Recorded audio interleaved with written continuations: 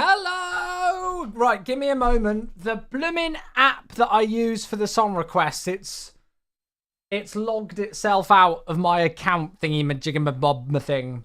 So let me just get that sorted. Hello, friends. How we doing? We all right? I hope we're all well. Why has it opened it there? Right, give me a moment and I'll be with you all. Typical fashion, it's faffing. Hey, Robertskas. Hello, hello, hello. Hey, folks. Right, let me just... I've got to put in my phone code thingamajiggy.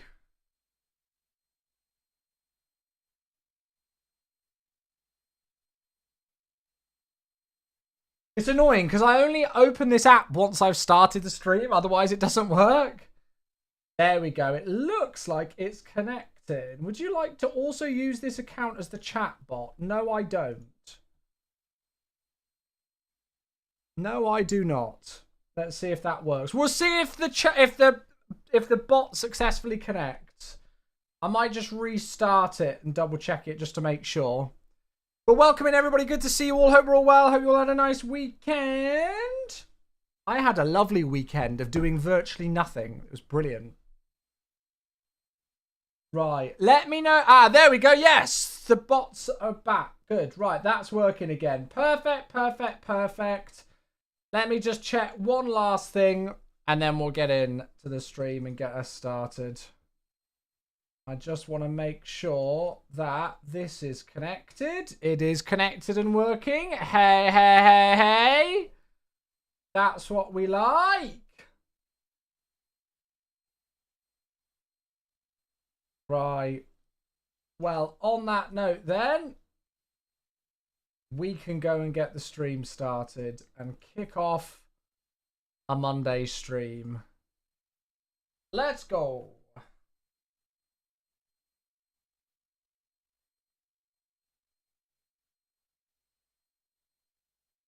There we go. Hello. How are we doing, everybody? Good to see you all. I've got a couple of subs I need to redo from the intro.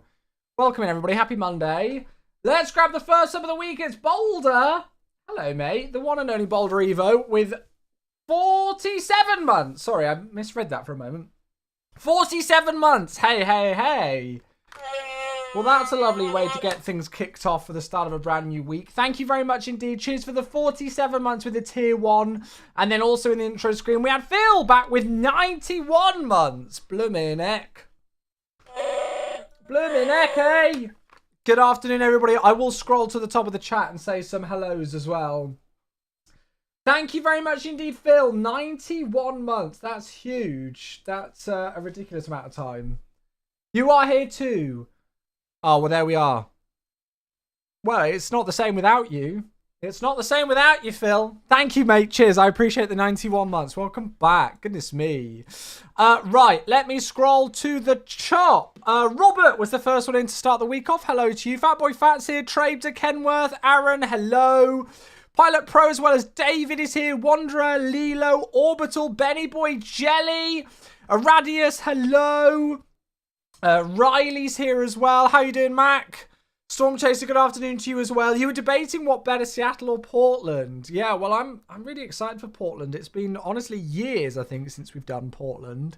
So I'm just excited to finally be back at this scenery, and I'm just hoping that it's better than the version 1, which was pretty shoddy, in my opinion. But I'm hoping this V2 update has done a good amount of work to it, so there we go. Goofy Milkman, hello, how you doing? Good to see you. Sup, sup, sup. New spawns as well. Good evening. How was everybody's weekend? Did we all have a good weekend? I hope so. I had a very relaxing weekend. I didn't do a tremendous amount this weekend. The most exciting thing that I did was I went out very quickly yesterday to drive to go and pick up a coffee machine for the house with Becca. So that now on the weekends when I'm there, I can also have a coffee instead of a boring cup of tea. So that's exciting. Exciting news for me. Probably not exciting for you. But no, it was a nice, very chilled out weekend. So we're back, ready to go, refreshed, ready for another week. It should be a normal streaming week this week. Should be a normal streaming week. So Monday, Tuesday, Thursday, Friday, which is nice. Did you see the Synaptic news? I didn't. No, I've honestly, I've been really busy at work today, so I've not had a chance to really catch up on news for other things. You can never have enough coffee machines. I know, right? I know, right? Don't know where to fly after dinner. Well, come and join us if you want. Got the Joseki design rent in a few weeks to... Oh, it's amazing, isn't it? So good. Phil's on his weekend right now. Today is your Saturday. Nice. Well, I hope you're enjoying your Monday, Saturday. I bought tickets to a concert at the Ryman Auditorium here in Nashville. Hey, nice. Oh, Riley, I hope you have a good time. Very good. Very good. Very good. Vaughn's here on the YouTube. First one in on the YouTube. Hello, Vaughn. How you doing? Good to see you, matey. Hope you're well. Hope you're well. They said April is going to be exciting. Okay. Well, I will wait for April and then decipher whether it is exciting or not once it arrives. Oh, we got a PDC. We do have a PDC. Nice. Piola's here as well. You're your saving grace from Borden as you're on break from jury duty. Oh, God. I had to do jury duty. Oh, God, it was ages ago now, like 11 years ago. So boring. So boring. But I will provide some entertainment, absolutely. Jout is here as well. Hello, how are you? I am well, mate. I'm good. Yeah, I'm feeling refreshed. I hope you're good too as well. Welcome in, everybody. We're not in the CRJ today. I have got an early access copy of the CRJ, but I've not had a chance to actually put it in the sim and give it a try yet, I'll be honest with you. And I've seen contrasting reports of its stability and bugs and things, so I'm not actually too sure. I'm not fully up to date with the status of it and whether it's worth giving a try to yet. So I thought I'd hold off on the CRJ until I can actually have an opportunity to give it a quick test and see. So yeah. But we're in Phoenix and we've got some new scenery instead. So we've got the new Portland scenery to check out. I didn't know you guys had jury duty on that side of the pond. Yeah, we do, and it's a requirement. If you get called for it, you have to do it. You can only delay it by 6 months if you get like a guarantee, like a specific reasoning as to why. So one of my classmates at university also got called, but she got to delay it for 6 months because she was in the middle of university. So they managed to delay it until our summer break, but she was on a really long case. So basically all of her summer break was spent doing jury duty. I had like a 4-day case, and then there were other people who just got called up on the first day and that was it. And they were like, no, there's nothing for you. You can go again. So yeah, it's a bit of a weird one, the way that they do it here. You're glad you don't have jury duty in Switzerland? I mean, it was interesting to see it from that side of things and to kind of be involved in the process, I guess. But it's also a hell of a lot of waiting around and boringness, to be honest with you. What is jury duty? I guess exactly what it says on the tin. So if there's a criminal case that goes to Crown Court here in the UK, 12 members of the public will act as the jury to listen to all the evidence and make a decision as to whether the accused is guilty or innocent, essentially. So that's essentially what it is, and you can be randomly called up. Dad was called up twice. Mama Chewy's never been called up, and I was called up when I was, 20? I think I was. I was 20 when I was called to do it. So it's kind of just completely random. So yeah. But it's an interesting one. You get the delay too. It looks like I have 1.5 to 2 week case. Yeah, that's it. They try and give you an estimate on how long the case is going to be for work and stuff, because they have to compensate you for the work that you've missed and stuff. But yeah, I was at university, but I got called during my summer break, so I was able to do it, and my case was only 4 days. So I got quite lucky, I guess, in the end. But yeah. Anyway, right. We'll talk about that later. Hello all, good to see you. Happy Monday. Welcome back to the stream. As I say, I hope you all had a lovely, lovely, lovely weekend. Thanks to Phil and to Boulder for the subs to get us started and to get us kicks off. I hope we've all had a nice one. Mr. Jazz is here. Miku is here as well. Hello. Sorry if I've missed any hellos. How you doing? Mike's flying to, is that Lanzarote with the A330? Very nice. Very nice. Very nice. Yeah, we're back in the Phoenix today. We're in the A321 Sharklets, which we've not taken for a spin for a little while. And we've got a new scenery update to try out, which is this. No, that's not it. Where is it? Sorry, wrong button. There it is. So I Blew Yonder, otherwise known as Bill Womack, who's a long-time scenery developer in flight sim. He's been around for quite a while. I've met him a few times. Lovely guy. He made Portland airport scenery. I think it was released under this name of I Blew Yonder for X-Plane and P3D as well, if I remember correctly. The scenery was also originally released quite early on in MSFS's lifespan. And unfortunately, it was pretty bad. In my personal experience anyway, I would get really bad stutters, horrible performance, and then I also got a couple of crash to desktops here as well. So I've avoided Portland like the plague, really, for the last few years, which is such a shame because I like the airport. I love the flying around the area. It looks gorgeous. But then when the scenery wasn't great, I was kind of stuck. But as of, I think it was last week, Portland V2 is out. Portland by Flightbeam in P3D. Yeah, no, so it's released under the Flightbeam tag, but like on their store, look, purchased at Flightbeam web store. But I Blew Yonder is the specific developer of it. Lots of people get confused with that and think that it's Flightbeam Portland, but Flightbeam kind of, I guess, I Blew Yonder, Bill Womack sells it via Flightbeam, if that makes sense. They're like the publisher of it. He's the individual developer. So yeah, so we've now got a brand new version 2. I saw I think Jamie said that he didn't think it looks that great, or he's not tried it yet, but he wasn't overly keen on giving it a go. But I thought, you know what? I've got nothing to lose. Well, apart from the £8 fee to update to it. But I was like, bugger it. I really want a good Portland scenery. So let's give it a try. So the new features, we've got highly detailed rendition of the airport as it will look at the end of 2025. So I guess it's actually in front of current times. There's a new terminal building, new Bravo concourse, new Echo concourse extension. Both the terminal and concourses have full interiors. There are loads of new buildings and garages added, completely reworked the ground textures, as well as expanding the taxiway sign network. 4 new custom jetways with branding, animated features such as flags and a Tri-Met Max Light rail train. And there's also a GSX profile as well. So those are the kind of features. The only thing that I will point out is that this was originally designed to work in 2020. I'm using it in 2024, and it seems to be fine in 2024. But if you see any weird oddities or the ground textures looking a bit off or something like that, it's most likely because this was built in 2020, this scenery update.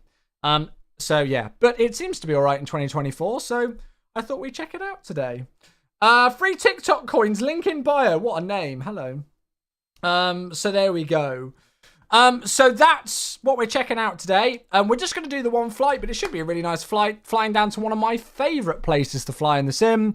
We're off to LAX today. So we're flying Delta Flight 2459 out of Portland down to Los Angeles in the A321 Sharklets with the CFM engines. So yeah, I hope that sounds like a nice plan for you all for today's stream to kick things off.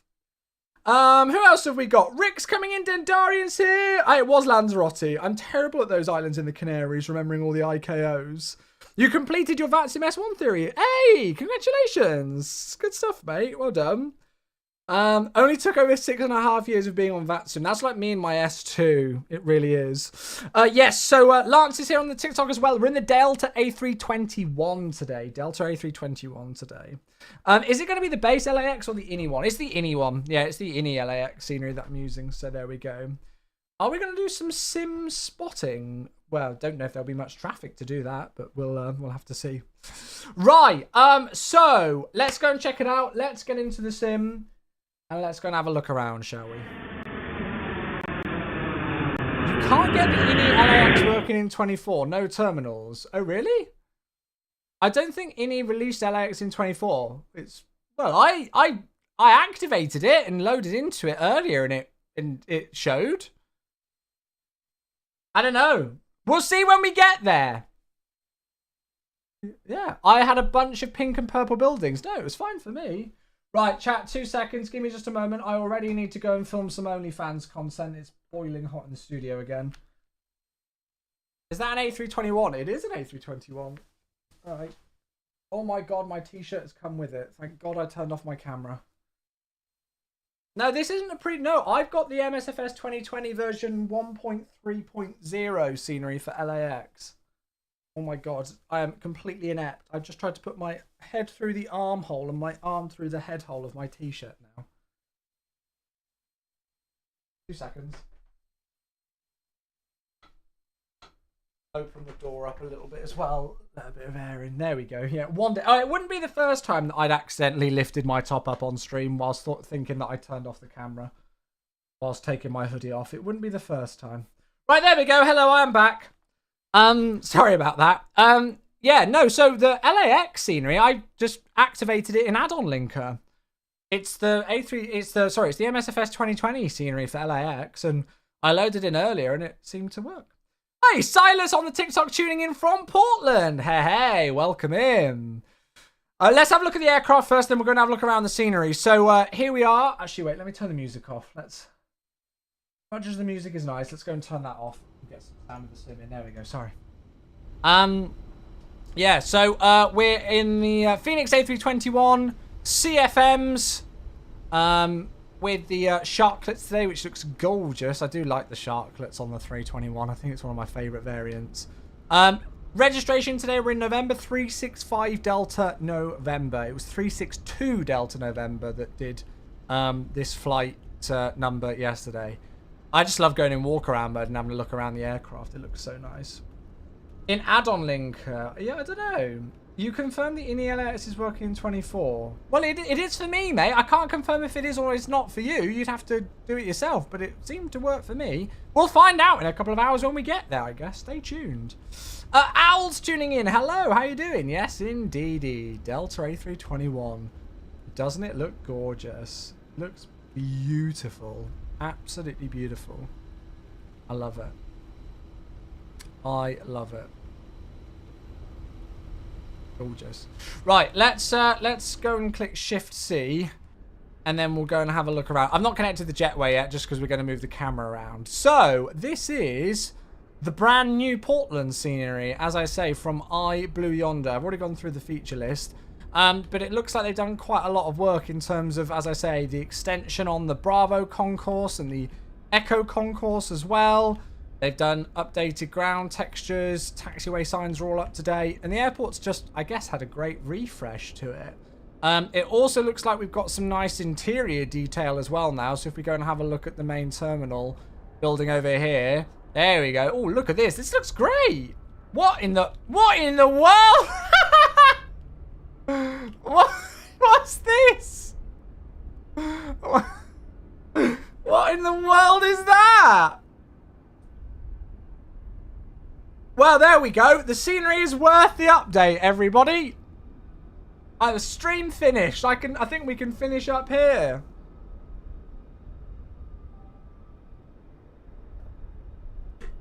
Nothing like some llamas in the terminal building. I love it. I love it. Oh my goodness. Yeah, we've got the look at the wooden ceiling. Wow, that looks amazing. I can't get over the freaking llamas. Yeah, the interior looks brilliant. I'm very impressed. Who we got? Oh, it's Anonymous. Wait, is that a gifted sub? Anonymous gifting a sub to Circulus HD. Is that correct?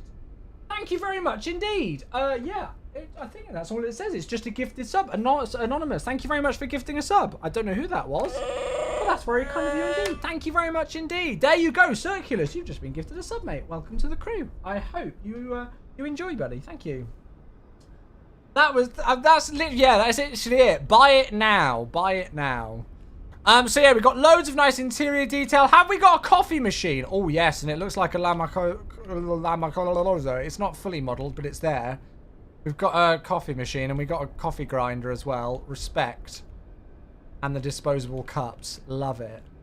Yeah, I really think the interior detail is looking pretty nice. And do you know what's the best thing, chat? I'm not getting a single stutter.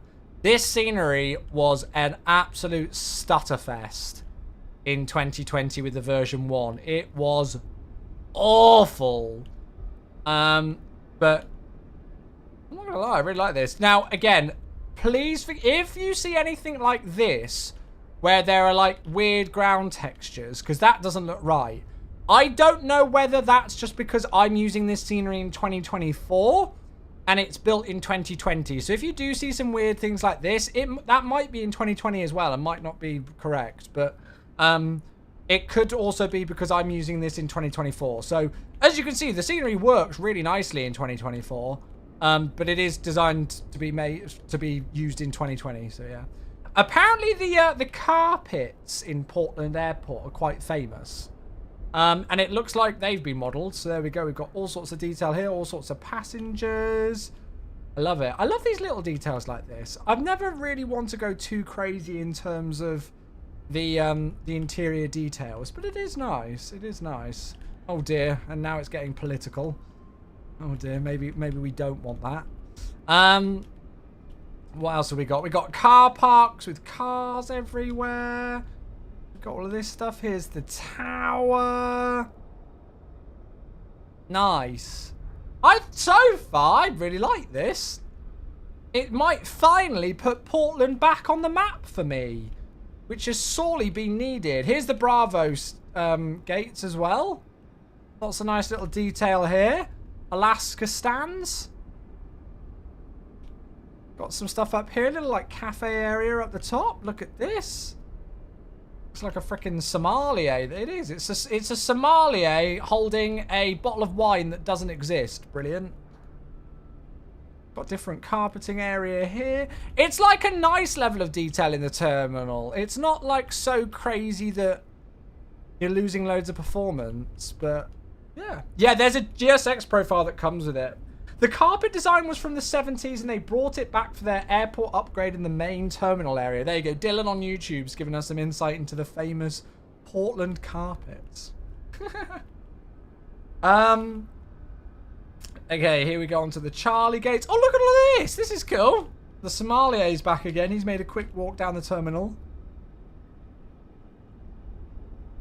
This is cool. I love it. She's wearing a full ball gown to the airport. That's bold. Whee! Yeah, I mean, I like it. I like it. And it's kind of chill down here over by the Charlie stands. And so there's updated buildings as well. I don't have like a direct comparison to the old scenery. But so far, I'm impressed. I'm definitely going to want to do a flight into here at some point and maybe even try the scenery in 2020 and see how it looks. Because, as I say, version 1 in 2020 for me was shocking.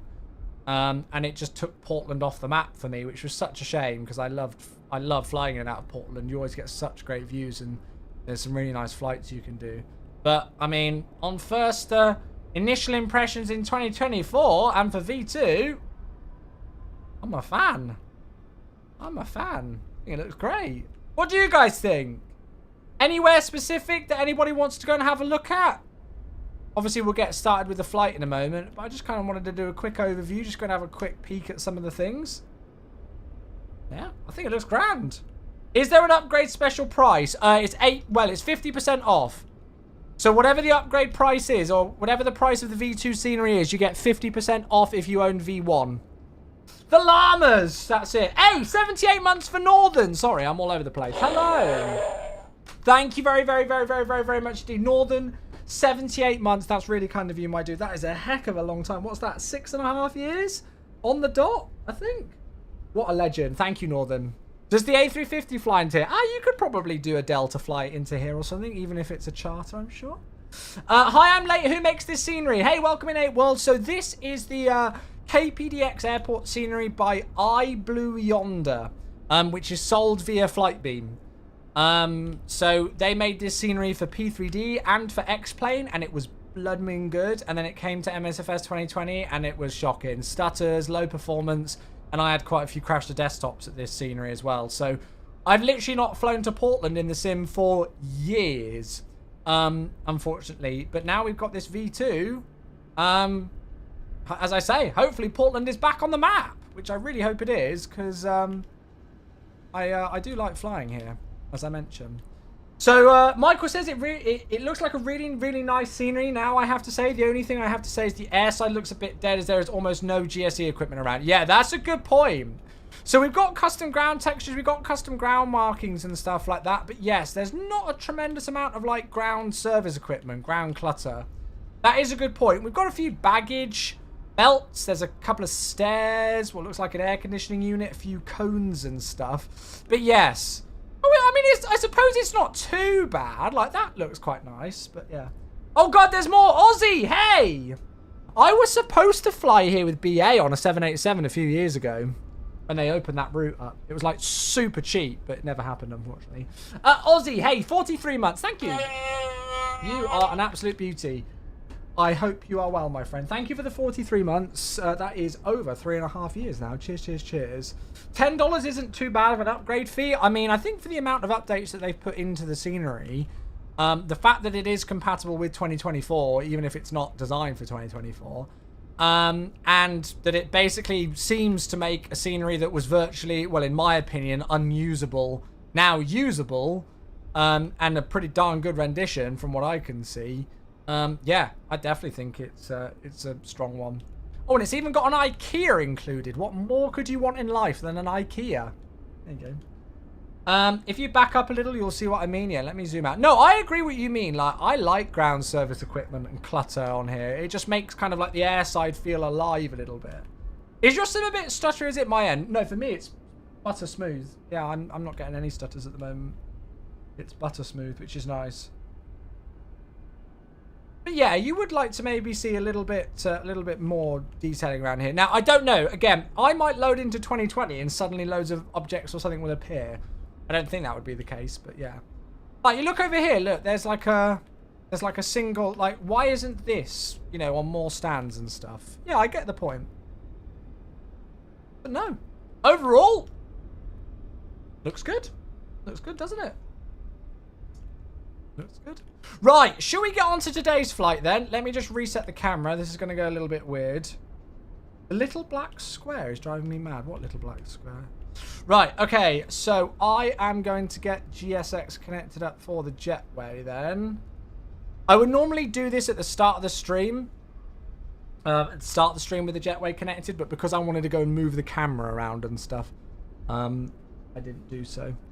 Cool. Could you please quickly check out some of the hangars or the cargo? How detailed are they? Yeah, okay, right. That may mess up the jetway, but we can just reset GSX. Let's go and have a quick look over there, because you are so nicely, and I missed the comment. Let's go and have a look.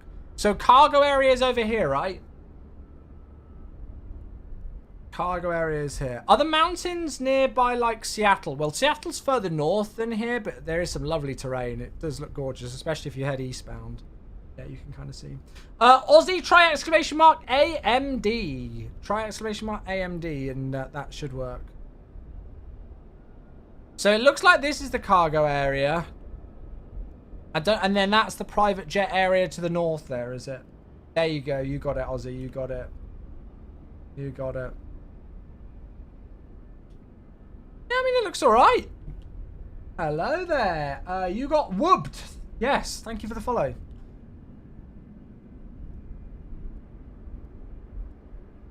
And then you got Atlantic and stuff over here. These look nicely modelled. The problem is that I don't know how different these are to the 2020 like version or V1.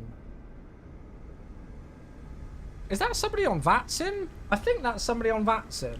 I don't think that's a static model. So yeah. Anyone else seeing it? Wait, there's a weird occasional micro stutter. Really?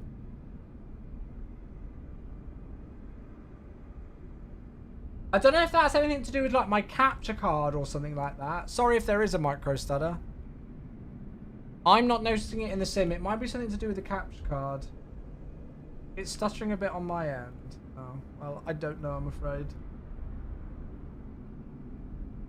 I'm not seeing anything. I think it might just be a capture card thing or something. I don't know. Sorry, guys. Hey, Doggo, 67 months. Thank you, bud. Thank you, thank you, thank you. Cheers for the 67 months, my friend. I really appreciate that. Thank you, thank you, thank you, thank you, thank you. Goodness gracious. 67. Yeah, I can kind of see what you mean on OBS. It just looks like there's kind of like a little bit of a micro stutter sometimes when I move it around. I don't know what that is. I'm guessing it's something to do with the capture card. But I don't spot it on my screen when I'm playing, so yeah. Right, we might have to reset the jetway because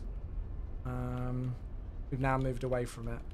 Right, what's the best way to do that? I think just go to GSX and reset.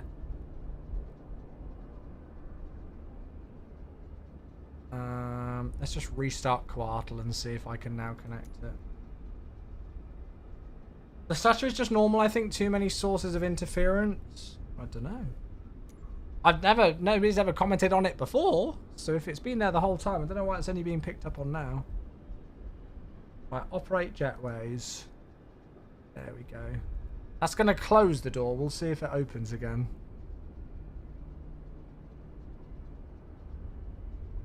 Some usernames on Twitch make you laugh. Yeah, there are some good names. Oh, is the jetway going to connect? Come on, GSX, please work. Aha, there we go. It needed to wake up. Did you see your LAX screenshot? No, sorry, mate. I'm trying to get through checking out this scenery. Is there... Oh. Yeah, that's not right. Yeah, I didn't see that when I loaded. I mean, we'll see what it's like when we get down there, but I didn't have that. Yeah. Right, okay. Let's get into the aircraft then. Let's go and get things set up. Let's go and start the day, shall we? Cool. Yeah, I see what you mean. I think it's only a micro thing. I'm not really too worried about it. I'll have a look another time. Right, let's get going for now. Oh, do I need to do an FS realistic? Yes, I do. Because that feels awful. I'm so excited for never having to use this software again and getting chase plane in 2024. So excited for it. Right, let's import the flight details. Oh, we've only got 20 minutes. It'll be a quick turnaround today. Oh, Jeffrey! Oh my god! 101 months! Bloomin' heck. Just a small amount of time as a sub. The road to 200 begins. Bloomin' heck. Can you imagine where my hairline will be at that point in time? I don't think I'll have one. Jeffrey, I love you. Thank you for 101 months. That, my friend, is absolutely absurd. Goodness me. Do any Bill's Airbus have an airframe on SimBrief? Yes, it does indeed. Yes. Right, let's have a look. So, here's the flight plan for today. So, we're Delta Flight 2459 on the 24th of March from Portland to LAX in November 365 Delta November. Zero fuel weight. Looks to be pretty darn light today. 139.4. Takeoff weight's about 155.4, landing at 144.8, so super light. Cruising flight level 370, expecting a flight time of 1 hour and 50 minutes. That's going to use about 10,600 pounds of fuel. We're taking 16,500 with us today. We're expecting 10 right or 10 left for departure. I'll double check it when, well, we'll have a look at the ACARS in a bit. But we've got the Cascade 3 departure with the Judah waypoint transition. And then we're expecting the Ironman 2 into LAX, either via 25 left or 24 right. Am I using SimBrief? Yes, of course I use SimBrief. Yes. We have got 145 passengers on board with us today and 4.6 tons of cargo. So that's just a quick brief overlook at the flight plan for today and what we've got in store. So GSX should be putting in this zero fuel weight and the block fuel for us. And there we go. We should be able to see them loading things in. And yeah, there's a new GSX profile included with the scenery as well, which is cool. Cape Town will have a new airport soon. Oh, what? In real life? Ooh, interesting. Land 24 right at LAX, much shorter taxi than the 25s. Is it? Is it really that much of a difference? Or what, for Delta? I mean, 24 right's the cooler approach because of it being... Oh, yeah. Well, the real one landed 25 left and still did the long taxi. But 24 right is the iconic approach with the in and out. I've stood here. Such a cool experience. I still need to like get those videos off my phone and show them on stream. Seeing like Lufthansa A340s going right over the top of my head while stood here. That was one of the coolest experiences ever. Right, well, yeah, we'll probably do 248, but yeah, we'll go from there and speak about that and plan that a bit later. Either way, the star will be the same. Okay, cool. So on to the aircraft then. We'll leave everything on the overhead as is for now. I'm not going to touch it because we don't need to. We're good there. And then we'll switch across to inches, constraints, and the VOR needles. Airports and the VOR needles over there. And then we'll get inches over on this side. That's all fine there. We can see that we're taking on fuel, so that's all good. 122.8 towers online on 123775. So I'll just put that in on stat. Actually, what I'll do is I'll switch to it and it's muted for now. And then we'll get the integrated light on. Cool. And actually, we've got our PDC, so we can go and have a look at that. So, Cascade 3, blah, blah, blah. So the squawk code today we've been given by ATC is 1570. Cleared the Cascade 3 departure due to transition climb via the SID, except maintain 7,000. Cool. And call for pushback onto Tango or Kilo. So 7,000 is the initial climb today. Right, let's go and have a look at the weather and get some information through for that. Oh, it feels good to be back and feel refreshed.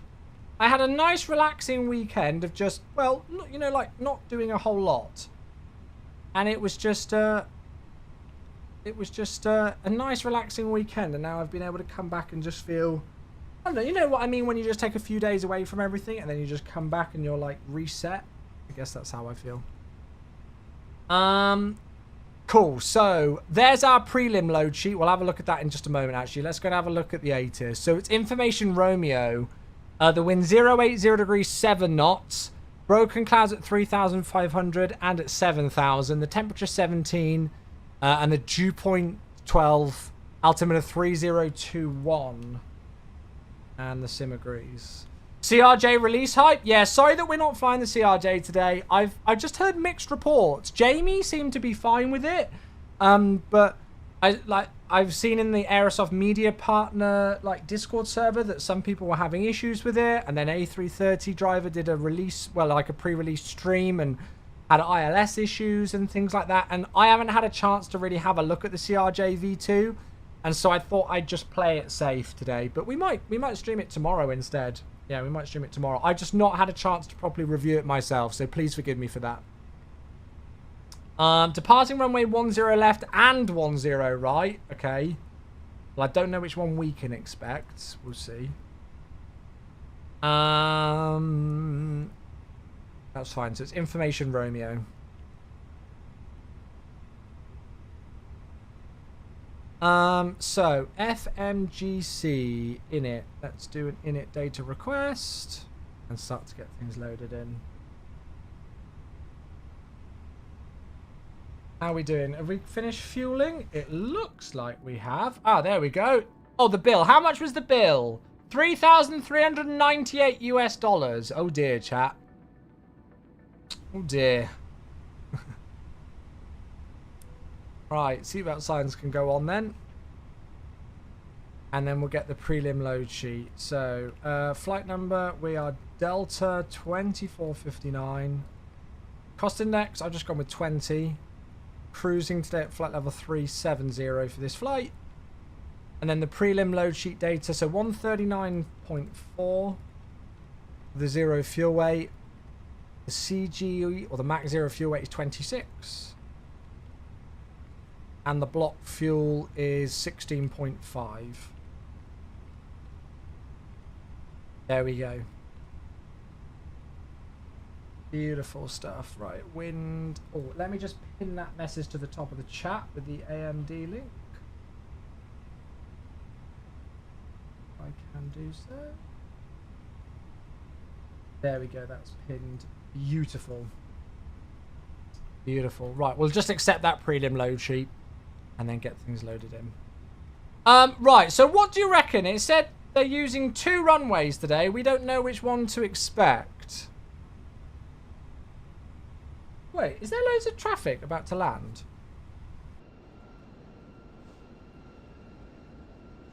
Oh, there is! Look at that! Hello there!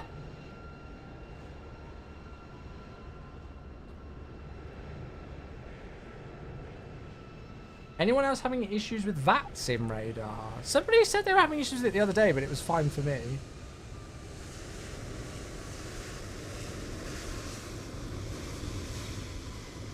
No landing gear on that plane. I just realised some of the terrain looks a bit weird. But I don't know if that's I don't know if that's a 2024ism. Because this scenery was built in 2020. But look. Some weird stuff going on there. I don't know if that's a 2024ism, as I say, with this scenery being built for 2020. But that looks a bit weird.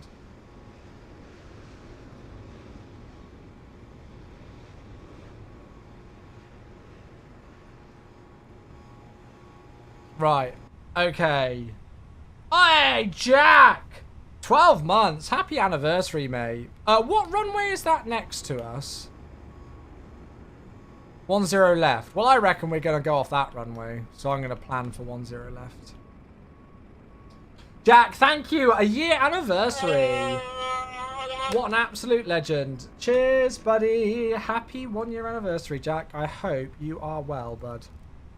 Right, so departure, 10 left. Cascade 3 via Judah. There we go. That can go in. Did I do a wind request? Yes, I did. So we could go and get some preliminary performance in place, couldn't we? So optimal, no. Off, on. Sync all of this. Calculate. Flat 2. What about a flat 1? There we go. Let's go with that. So flat 1, flex 54. And the speed's 154, 156, 158 today. And we'll send that across. Again, those figures aren't final because it will depend on the final load sheet once that comes through. But as long as we've got that in place, then that's great. Lovely stuff. Right. I think I'm going to start the APU because we've not got too long before we're pretty much ready to go, everybody. Oh, I'm still doing the A350 thing. Where I'm trying to instantly start the APU after hitting the master switch. Because you've got to wait in this. Right, let's have a look then at what we're expecting to do. Because it's been a while since I've flown in or out of Portland. So I'm probably going to forget some stuff.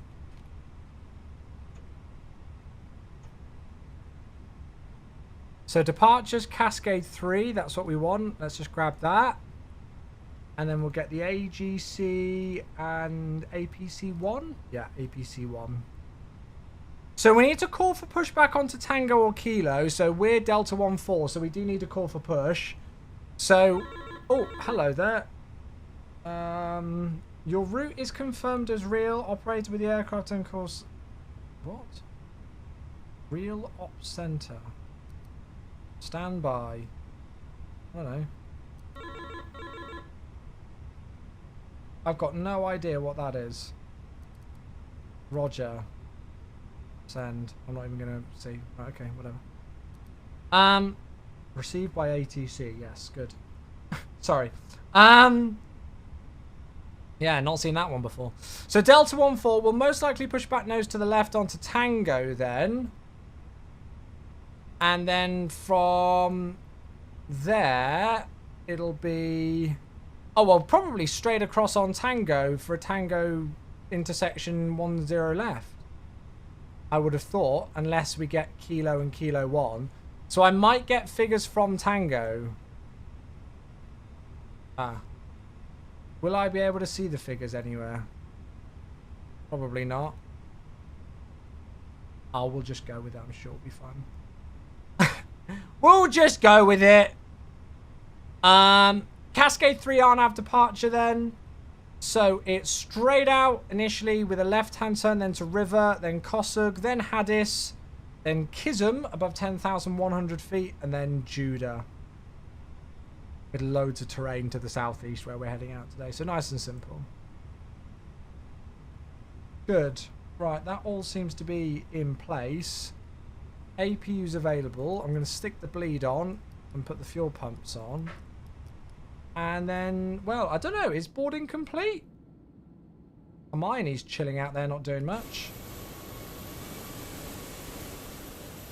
I'd say boarding is complete. I've not heard the ding from GSX, but let's see if I put on the if I take away the external power and put on the beacon light, let's see if GSX gets ready to go. Aha.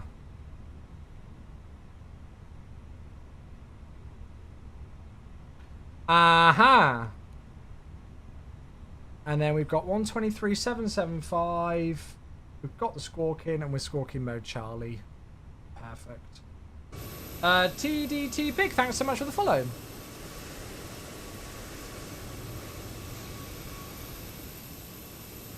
So Slick 4, unfortunately, mate, this most likely won't have been to do with Xbox Game Pass, like being paid or anything.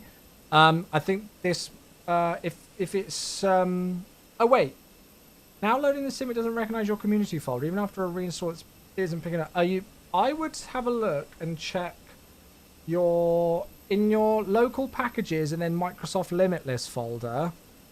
Go into local cache and then open the user cfg.opt. Scroll right to the bottom and there'll be like a packages path thing. See where that's showing to. You can change it in the FS library within the sim. So yeah. Cool.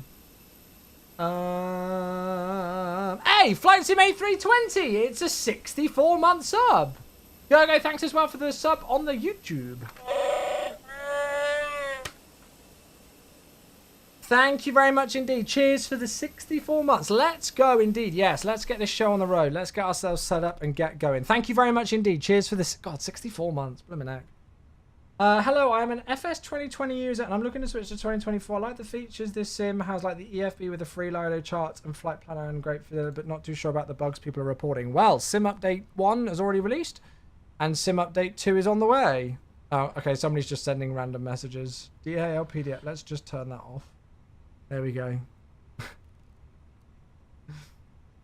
Boarding incomplete. Passenger stuck in urinal. Expect delay 10 minutes. Very good. Very funny. Very funny. Right, APU bleed. I thought I could turn those things off in the Phoenix, but maybe not. Yeah, so Jumbo, if you want to give FS 2024 a go, you can get it on Xbox Game Pass, so you can try it without purchasing the sim full and just give it a go. But there's already been a huge sim update 1 update pushed out a couple of weeks ago, and sim update 2 beta is starting shortly as well. And so that's going to have lots of nice fixes and things in it as well. Right, okay, so GSX. Continue pushback. Let's go and call the tower and see where we need to go. Portland Tower, good morning. Delta 2459 with information. Romeo and PDC on stand Delta 14. Request push and start. Delta 2459 Portland Tower, very good morning to you, sir, as well. Thank you for Romeo. Push into taxiway Tango is approved. Tail south, call for taxi. Expect runway 10 left for departure today. Thanks, we'll expect 10 left for departure. Push tail right, nose left. So tail to the south on Tango for Delta 2459. Okay, so nose left, tail right. So that's tail to the south. So there we go. That would make sense. Release parking brakes, please. I can't tell you when the sim update 2 beta is coming, folks, because we've not shared that information as to when it's specifically coming, but it's on the way as soon as it can do, all right? Oh, we've just got our final load sheet as well. Let's sort that out in a moment. We can get the push and start going, though.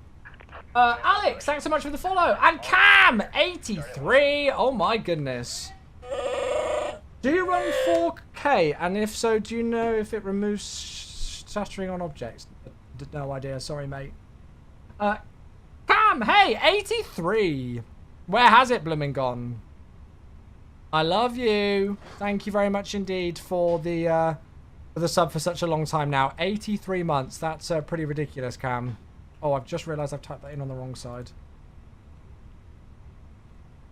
Silly me. Right, there we go.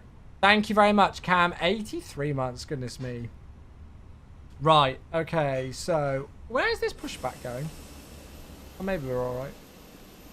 Okay, let's go and get some engines started, and then I'll just review if we need to do any performance figure update. So, we'll start engine number 1. Right. So, sync with the final load sheet. Calculate that. No, we don't need to make any changes today. Okay, good. Right, so beacons on, that's all okay. TCAS, everything is good there. Yeah, right, we're starting up. Oh, I haven't got a Delta sound pack installed, my bad. I always forget. How's the scenery? I'm really impressed so far. It is, in my opinion, from what I've seen, a remarked improvement over V1. Although V1 was, well, unusable in my opinion. But, yeah, the V2 update is, well, yeah, a lot better for me. God, it's another one. Blimmin' out. You folks are keeping me busy today. Electrolyte, thank you so much. Good evening. How are you today, my friend? Thank you so much for the 4-month tier 1 sub. My goodness me. 1 more month until 7 years. That's mad, isn't it? Hey, Rev's here as well. Hello, matey. How are you? Nicolaus, thanks for the follow. Welcome in. Rev's here to judge the GSX profile.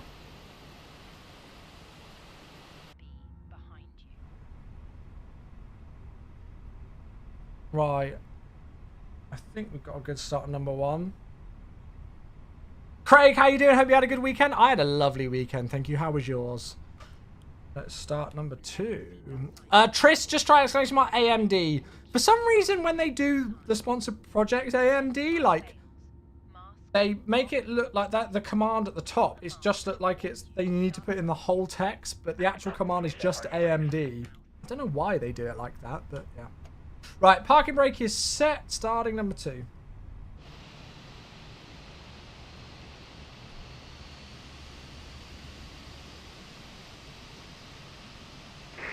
Oh, that's a nice view. That's a screenshot right there. Ready for taxi.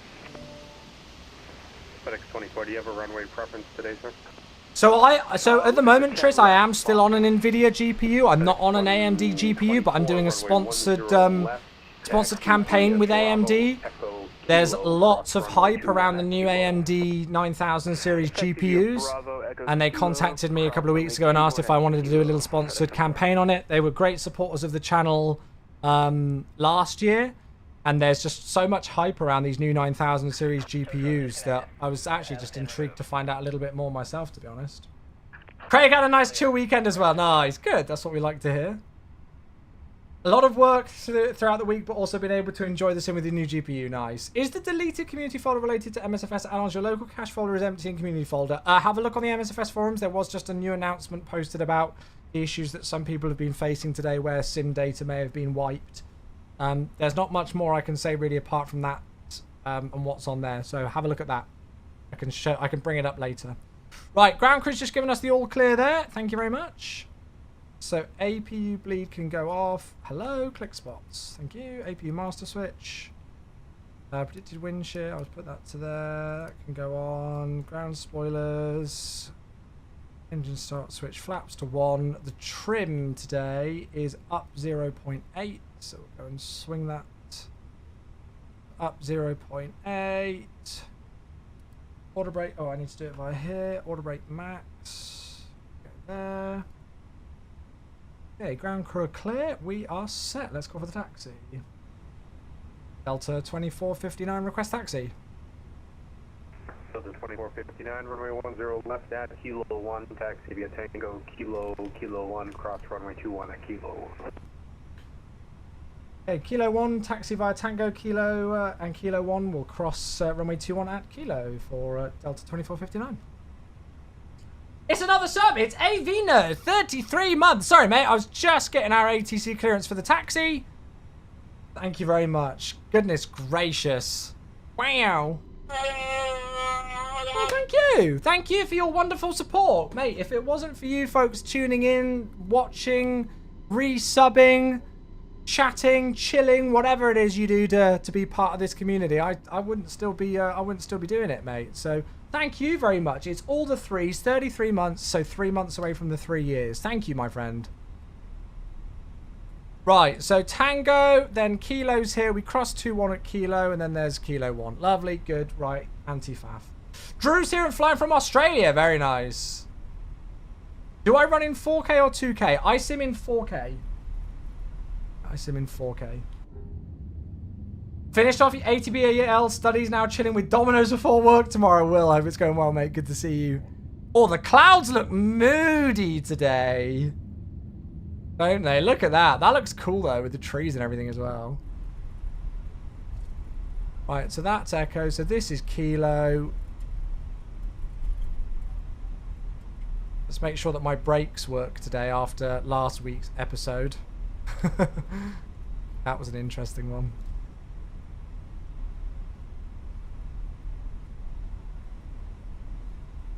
This looks lovely. I'm really enjoying this so far. Right, let's just do a quick flight control check whilst we're on the taxi out. Oh, let me get the camera up as well. There we go. Angry clouds indeed. All right. Rudders seem fine as well. We're waiting on the cabin. Talk of the devils and they shall appear. It's almost as if they heard me. Now secure for takeoff. Thank you. Look at that. Efficient timing. Sometimes you can't write these things as a streamer, chat. Sometimes you can't. I'll take all the credit. Delta 2459 approaching Kilo 1, ready for departure. Delta 2459, the Portland wind 080 at 7, runway 10 left, cleared for takeoff. Runway 10 left, clear for takeoff. Delta 2459. Okay. Giving the camera a little ding. All the lights can go on. TCAS is on. Let's go. Let's get this show on the road. Another week of flying ahead of us. And a brand new scenery. I'm going to be tempted to do another flight into Portland this week. Because we're not going to return here today. But I'm going to be tempted. Paid actors in the sim. Yeah, that's it. See, this is the only thing with this scenery. I don't know if this is just a 2024ism, as I say, or whether it's just part of the scenery that's not right. But the ground looks a bit, well, very weird with those things there. So I'm not too sure what that's all about. Right. Okay, let's actually get moving now, shall we? Gosh, those clouds look gorgeous. Look at that. Wow. Okay, we are ready to go. Let's do this thing. I think we're good on audio. CG, hello mate. Turning up the sounds even more. Right, stable, here we go. Manflex 54 SRS runway, order thrust blue. Oh, it's a bumpy runway. That's it, there's something, we just hit something. We just hit a deer, I think. Did you see that? Right, 100 knots. 24, runway 10 left, 10, Kilo 1, line up and wait for departing A320. 5 and wait for departing A320. Right, so 24.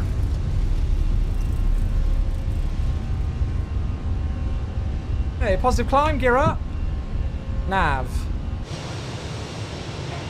Bless you, Mama Cherry.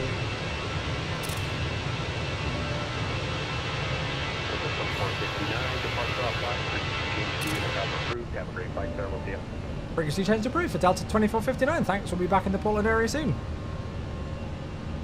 Lovely! Right, back over to Unicom then. No further ATC. Oh, look at these views. Oh, I've missed Portland so much. It's so good to finally be back flying in this region in the sim. Finally.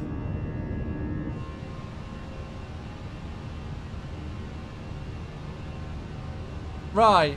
When are we going to thrust climb? That's my question. There we go. Right. That's interesting. It's got open climb. Right. Thrust climb. Climb. 7,000's in blue. Oh, look at that. Yes. Oh, I've missed this place so much. I've just missed Portland in general. I wish the Embraer was good in the sim because there's so many Embraer routes in and out of here. Right, we'll turn that off. We'll unpause the alertings. And we'll thank Tristan for the follow. Thank you, Tristan. Yes, that's what I'm talking about. That definitely was a deer. That was ground crew on the runway. It sounded interesting, didn't it? Okay, speed's coming up nicely, so we'll take flap 0.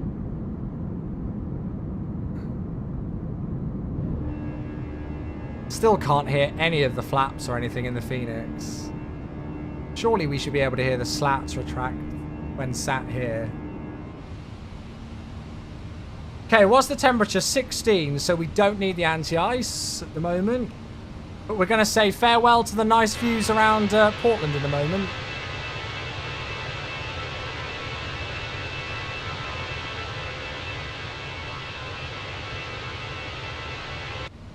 For those of you asking, we're in 2024. MSFS 2024.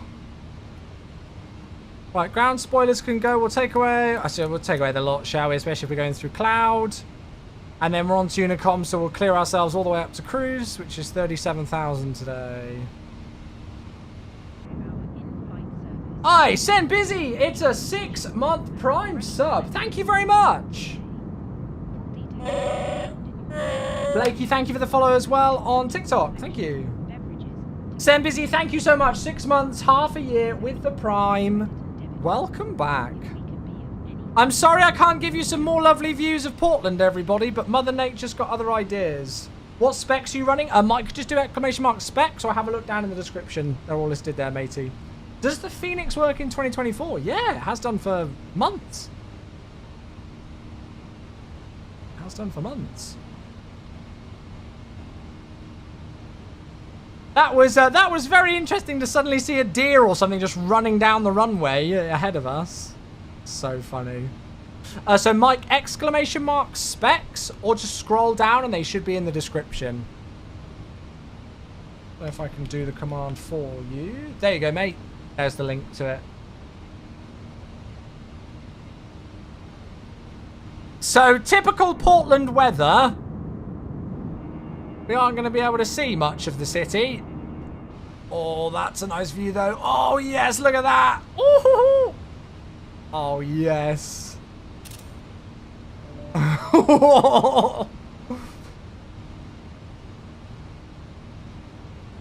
I've said it before, and I will say it again. It's, for me, the best part of traveling is when you're like, when you just, that split moment when you've got the wing view and you're going through a layer of overcast cloud and then it's just blue skies.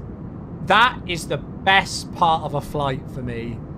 Like when you're leaving home and you're off somewhere on a nice like vacation, or you're heading for warmer climates, especially for me and other people who live in the UK and the like with our terrible weather. And you just, that excitement of takeoff and everything, and then you're climbing out and the little adrenaline rush over takeoff goes, and then suddenly you're in this overcast layer of cloud, and then whoosh, just blue sky appears. Oh, best part of a flight. Right, okie dokie. So let's keep up to date with the aircraft and how we're doing there. So we're inbound Kism now, which is the last waypoint before the transition to Judah. And we've just got that at or above 10,100 there, so that's absolutely fine. We'll keep the seatbelt signs on. Temperature's still fine, so we don't need to do anything with anti-ice through any moisture, so that's all right. And we're climbing in on our way, so I think we'll get some music on. Cool. Setup looks fantastic. Oh, thank you, Mike. That's very kind of you, mate. I don't run any sort of like visual mods or anything. It's all default 2024. Yeah. All default 2024.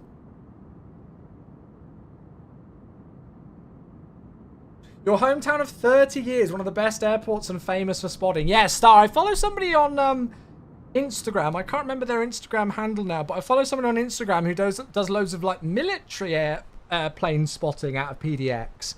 It's quite a big military hub, isn't it? There's like loads of like videos of F-15s and F-18s or E-18 Growlers or whatever they are out of Portland, which is quite interesting.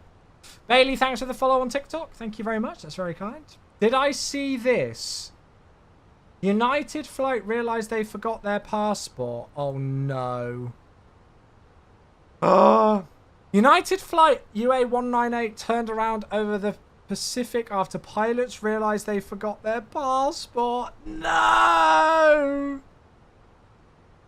Oh, can you imagine it? How do you get through security?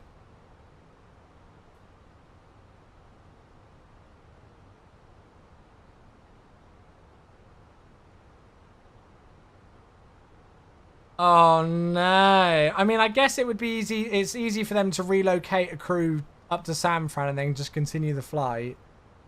But still, that is a nightmare. That's like, oh, yeah, that's like #1 fear as a pilot, something like that. Goodness me. How do you get side view of the plane, like inside the window? So we're flying the Phoenix A320 today. And if you move your camera around inside the cockpit, you can open the door and walk into the cabin. So you can literally just move your camera around, walk into the cabin, and then set up a view. So like if I wanted to go in 1D, I guess this would be this seat here. If I wanted a wing view from here, I could just move my camera into this position and then save a custom camera position to it. So yeah, those are the basics.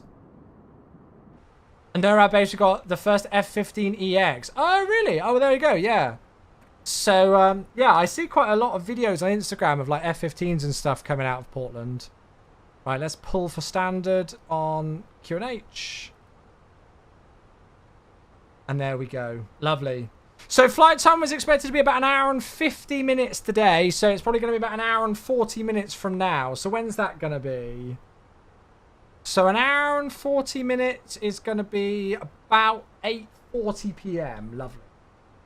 High time for hypersonic missiles. Lovely.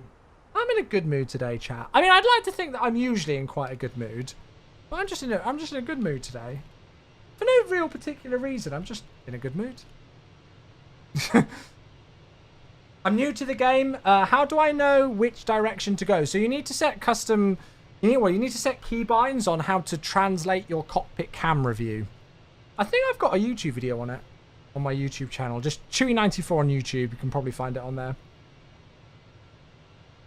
Mike, when you say Phoenix, is that an add-on for MSFS? Sorry if it sounds daft. Mate, it's not a daft question at all. Yeah, so this aircraft is a third-party release. So it's not a core aircraft that is like default comes with a simulator. If you want to fly this aircraft, you have to purchase it on an external website, and it's made by an external company called Phoenix. So they've developed 3 main aircraft, the Airbus A320, and then also the Airbus A319 and the A321 as an expansion package.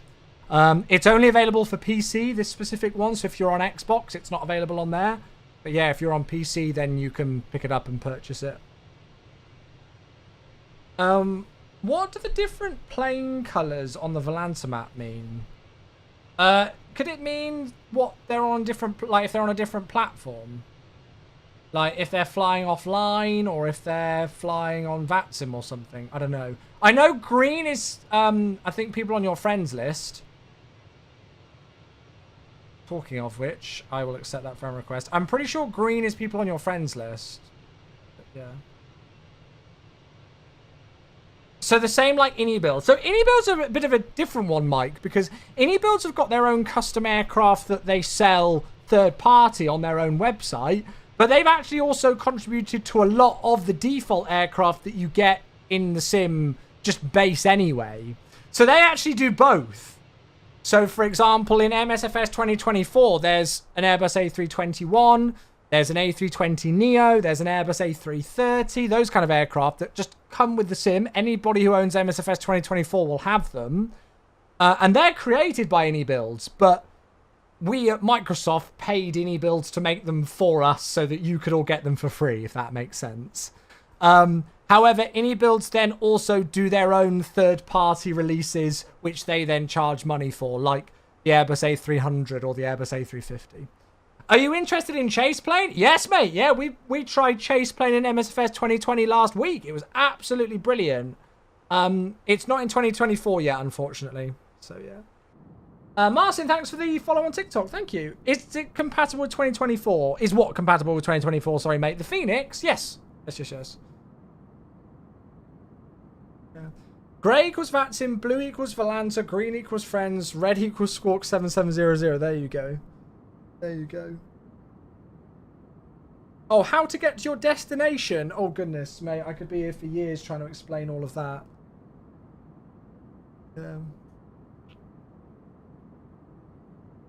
Don't be a noob and get the expansion thinking it clues the... Oh, Craig, no. Is there not like a warning for it? I would have thought there is. Hey, V-Pilot Live. Thank you very much. 88 months. Brown equals a Kenko landing. V-Pilot Live. Thank you. 88 months. Poor Ian. How did he get on with the Fokker today? I literally have not had time to tune in. I said a very quick hello to Jamie on his stream earlier on, but I've obviously been... I've been quite swamped at work today with the unfortunate issue with the kind of phantom update that occurred for some users that caused some issues. So I didn't get a chance to watch Kenko and his Fokker. I saw that he was going to Kathmandu, so I thought that was an interesting one with all the terrain. But I hope you had fun with it. I've not picked up the Fokker update because I honestly don't know if I'd fly it much. How does Valanta detect your position while the sim is closed? Well, it kind of runs in the background, but I don't know how it would pick it up. It might just pick up your last position. But yeah. How just to keep them as pretty much a beginner with MSFS? Is there any other third? Wait, just to keep up them as pretty much a beginner with them. Is there any third parties? Sorry, Mike. Do you mind? What do you specifically mean, mate? There's loads of third-party developers who create aircraft. Phoenix are by no means the only ones who do or indie builds. There's lots. There's lots of different developers who make products. Some free, some paid. So yeah. Reinstalling the sim wasn't a pain when it's like, but the pain of So I think let me see if I can just find this. There has been a statement that's been put out about what happened with that. So let me just read it. So for those of you who aren't aware, I'll read the post for those of you who haven't seen it. Thank you as well to Yazin for the follow. Thank you very much. That's kind of you. Thank you. So on Friday, March 21st, a majority of those who participated in Sim Update 1 flighting, were the word for beta, on Windows PC, so MS Store version, received an automatic update to 1.3.23.0. This automatic update also reset folders and certain settings within the sim, imitating a full uninstall/reinstall. This issue was triggered by back-end changes made in preparation for the start of Sim Update 2 flighting, more details on this below, and only affected users who participated in Sim Update 1 flighting on Windows PC. For all the users who were impacted by this, we are incredibly sorry and will take steps to ensure this will never happen again. While the behavior which prompted an automatic update on Windows PC is still under investigation, we understand what triggered the issue and have the means to approach it differently in the future. We recommend any users who are still having a pending update on Windows PC via the Xbox app to leave the flighting group via the Xbox Insider Hub. Per feedback from others in the community and our own testing, this will remove the update prompt. And so, yeah, there's some information there. We again apologize to everyone affected for the inconvenience and pain this caused. Your feedback is truly invaluable, and we greatly appreciate everyone who participates in flighting, the MSFS team. So, yeah, essentially, exactly what it says on the tin there. The way that this presented itself is that users who were on MS Store, on PC, who remained opted into the Sim Update 1 beta branch and who most likely had enable automatic updates ticked on in the Xbox app settings will have received an update on Friday evening European time, which unfortunately the update happened and it acted, as it says there in that post, as like an uninstall and reinstall of the sim, and it wiped a lot of settings and stuff like that. Which obviously is by no means ideal. Lots of people have been really receptive to any questions that I had at work today, which was really nice, that people were still, you know, offering to help out so that I could get a full understanding of what was going on and how it was presenting. So then I could pass that on to the development team and everything. So that was really helpful. PC specs, do exclamation mark specs or down in the description, mate. Zeus, thanks for the follow. Thank you very much. I appreciate you, buddy. Thank you, thank you, thank you. But yeah, so I think there's... There you go. So below is a summary of the circumstances and events which led to it. So you can see like a full kind of rundown on things. So yeah.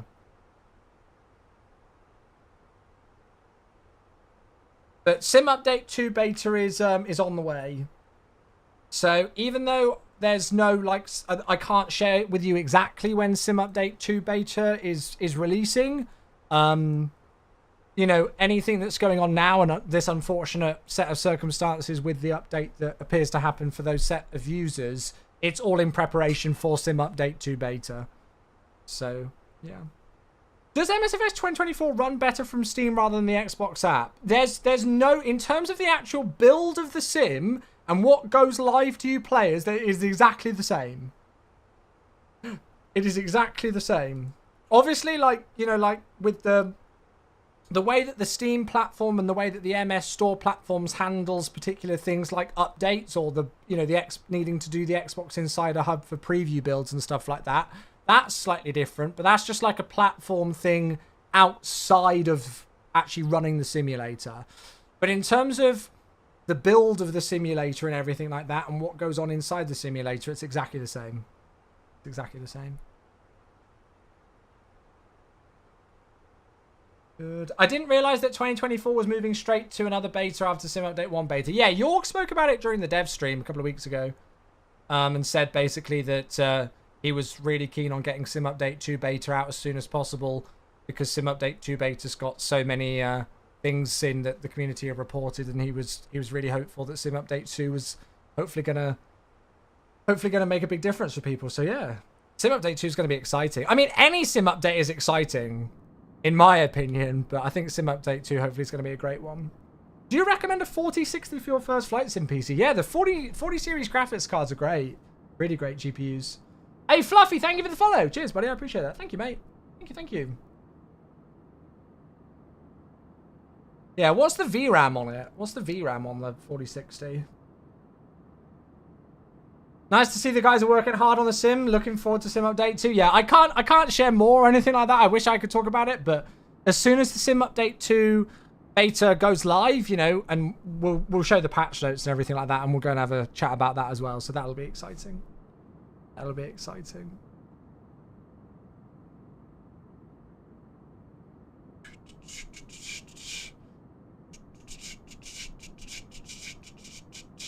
Do you think that it would be possible for settings and control mappings to be stored in our profile as well as local?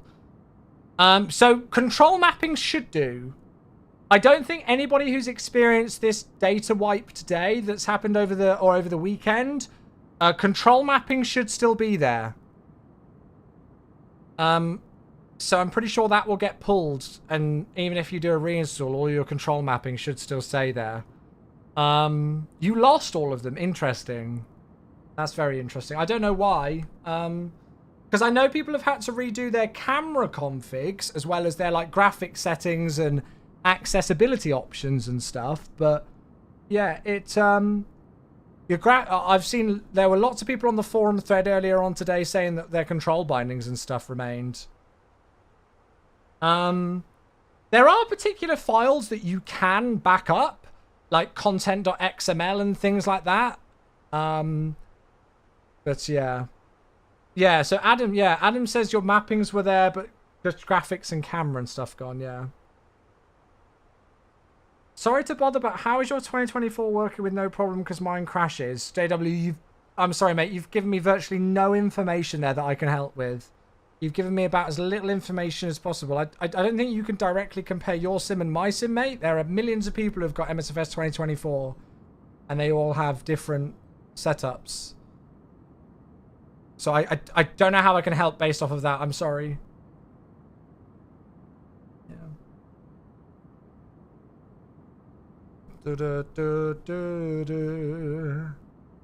Okay, so it's only 8 gigabytes. Yeah, I would, if it's only got 8 gigabytes of VRAM, then I would potentially look to see if you could save some money to upgrade to, like, if the 4070's got higher VRAM or something. Yeah. Yeah, Lilo is excited for FSR 3.1. I know, right? I know. Right. Give me a second. I'm just going to text Becca and see if she's okay. Had a good day at work.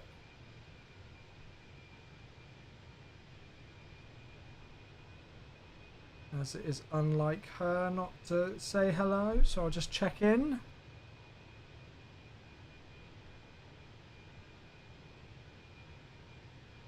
Beautiful. Oh, Kenny, hey, thank you for the sub. It's a 4-month Prime.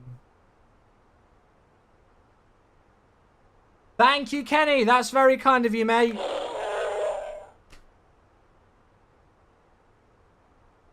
Thank you so much. Cheers for the 4 months with the Prime sub. Hope you're having a good day so far, buddy. Thank you. I'll be honest with you, Mike. I've never used that GPU. And I'm only really learning about the GPUs, the AMD GPUs now with this sponsorship with the 9000 series. So I'm having a good look at those. I'm not too experienced with the 7800. No CRJ. Hey, Gunner. Yeah, sorry that we aren't flying the CRJ today. I was debating it. So the reason why we're not flying the CRJ today is because we only got access to the aircraft late on Friday, I think it was. And by that time, I'd closed down my PC. And then I only got back onto my PC this morning. And I've been working throughout the day today and had a very, very, very busy day at work today. So I've really not had a chance to kind of review the status of the CRJ. However, I just looked at a few things. And it's just kind of like a bit back and forth. A330 driver did a live stream and had quite a lot of issues with it. And said that the ILS wasn't working. I'm part of like an Aerosoft media partner Discord server, and people were reporting quite a few issues in there. But then Jamie flew it today on his stream, and he was fine with it. And so just because I haven't had an opportunity to give it a look myself and try out the CRJ, and you know, I didn't really want to bring it onto stream and it just be an absolute disaster with ILS issues and WASM crashes and all sorts of things going wrong, and basically the stream just becoming a farce. I don't really enjoy doing that on stream. Yeah, it's nice to test stuff on stream, and if it goes wrong, it goes wrong. But I don't know. The enjoyment that I get out of streaming is being able to complete flights and enjoy getting to our destination and everything like that. It's always really demoralizing when you set up a nice flight and plan things for the stream, and then suddenly something happens that prevents it from going well. So with that in mind, and because I've just not had an opportunity to really look at the CRJ actually myself yet, I thought let's play it safe and not do the CRJ today. So yeah, so we're in the Phoenix, but we have got something new on stream today because we just flew out of the new Portland scenery by iBlue Yonder, Portland V2. Oh, I forgot to take off the seatbelt signs. Let's do that. Yeah, so KPDX V2 by iBlue Yonder has released, which is very, very good. I really quite liked it actually. So we checked out that today instead. But we might do the CRJ tomorrow. I've forgotten how to fly a CRJ, but maybe after this stream tonight I can review some videos on how to set it up again. Yeah, I've heard 320 SimPilot had a good experience too. It sounds like it didn't. Somebody, I saw comments, I can't remember where I read them, but somebody was saying that 320 SimPilot has experience in real world CRJ simulators. You know, I think didn't Edward the pilot, didn't he used to fly CRJs? I'm pretty sure he'd be the best person to really get an informed opinion on it. He did, yeah. So I feel I don't know if he's I've not had a chance to see if Edward's tried the V2 or if he's had an opportunity to review it yet, but I feel like if anybody's going to have the best informed opinion as to what the CRJ V2 update's like, he's probably the one. Yeah. He was part of the testing team. So I remember when the CRJ V1 released, he was part of it and he was involved with it and he did streams and everything. But I don't know about V2 or anything like that. So yeah. Yeah, I don't know. How do I turn this off in MSFS 2024? Oh God, what's the option for that again? Oh, my brain. I can't remember. There is a specific... Is it in accessibility? I can't remember off the top of my head. I'd have to start looking through the menus and having a look myself. Sorry, I know that's a pain. Yeah, it's like, yeah, CFD visualization or something like that. I can't remember. Oh, there you go. Fat Boy Fat might have got a video on it. Flight interface. It's one of those things that I should, like, just remember off the top of my head of, like, go here, here, here. But without actually going into the menu myself, yeah. But there's an easy way to turn it off. It's literally just like a clickable option. Can you show me how work heading? What do you mean? Can you be a little bit more specific? What do you mean?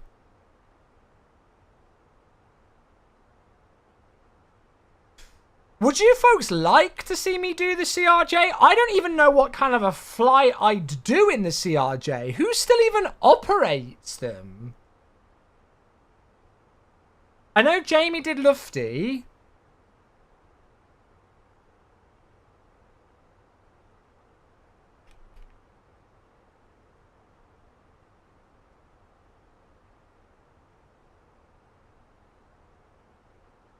I don't even know what variants we've got. Let's just do that.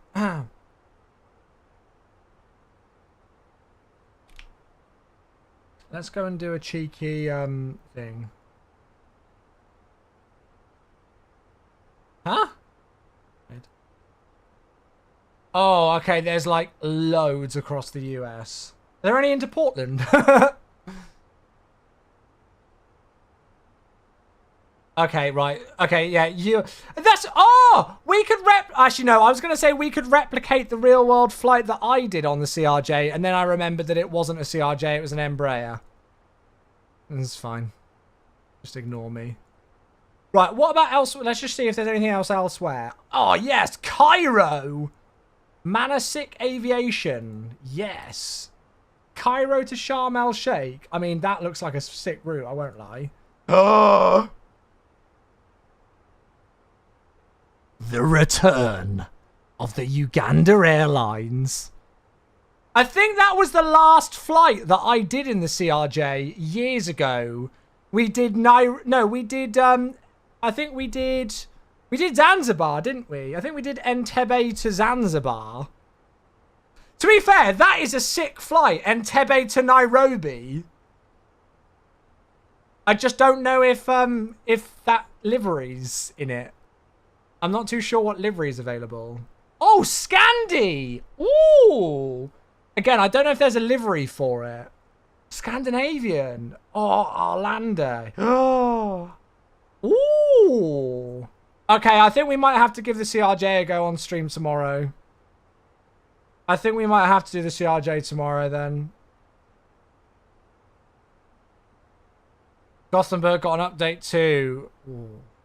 Ooh, ooh, ooh, ooh. I'm tempted. We haven't done Orlando for a little bit. Does Chewy read YouTube chat? No. Of course I do, mate. Of course I do. You were in a Delta CRJ last week, Steve. Nice. Mr. Speedbird, hello. How you doing? Good to see you. Sorry, I'm missing messages. Sorry. Tower says turn right heading 145 and how I come back to your flight plan. Well, if he's told you to go right heading 145, you don't want to go back to your flight plan. You want to stay on that heading, don't you? So these are all the lufty ones. I don't know what liveries come with it. Yeah, but Mac, is this for the new version? Yeah, look, because we're talking about CRJ V2. I don't know if it's changed. I don't know if I don't know if this would work anymore with the version 2 liveries. Is there a way I can find out? I've got it installed.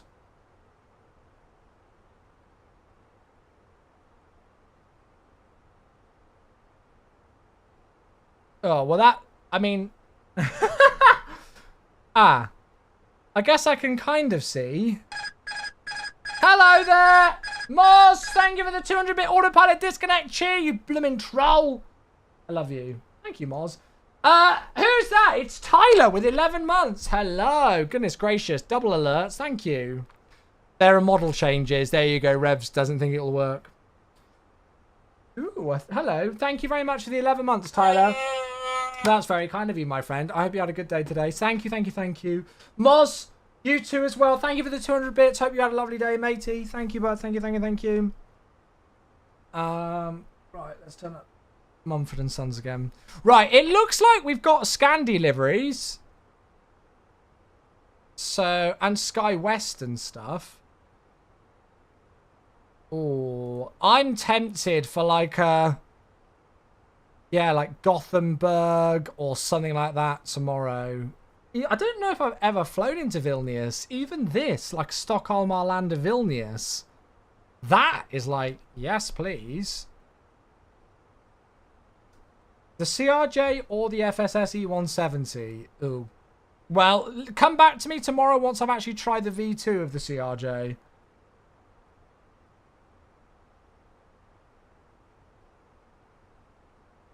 It would be quite nice to do like a Sky West. Dallas Fort Worth is just CRJ Central.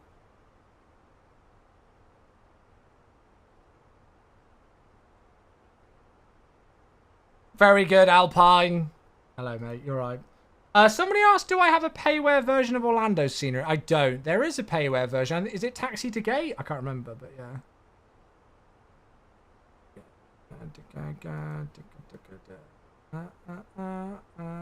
Oh, LaGuardia is tempting.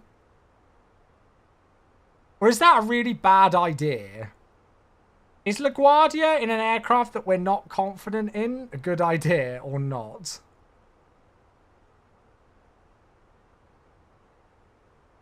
I really forgot how crazy, like, how there are so many CRJs. What's going on here?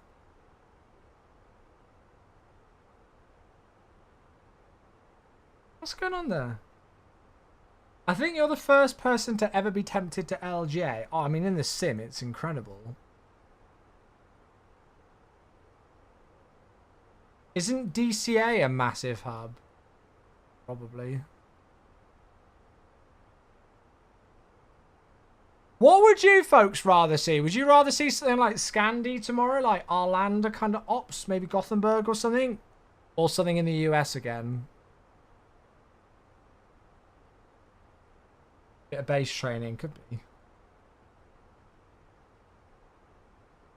Phoenix in the CRJ to Tijuana. Ooh.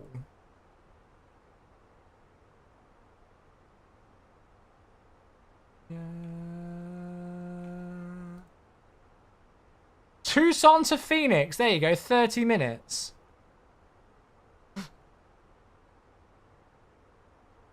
Phoenix to Santa Barbara. Oh. There is a lot of good options. No worries, Phil. I hope you feel better soon, mate. Sorry to hear that you're feeling a bit rough, buddy. Yeah, feel better soon, mate. Scandi tomorrow. Yeah, I'm not going to lie. Even this route, this Vilnius flight, feels like a potential nice option. Probably a good idea that we didn't do Vectors to Copenhagen in it. But...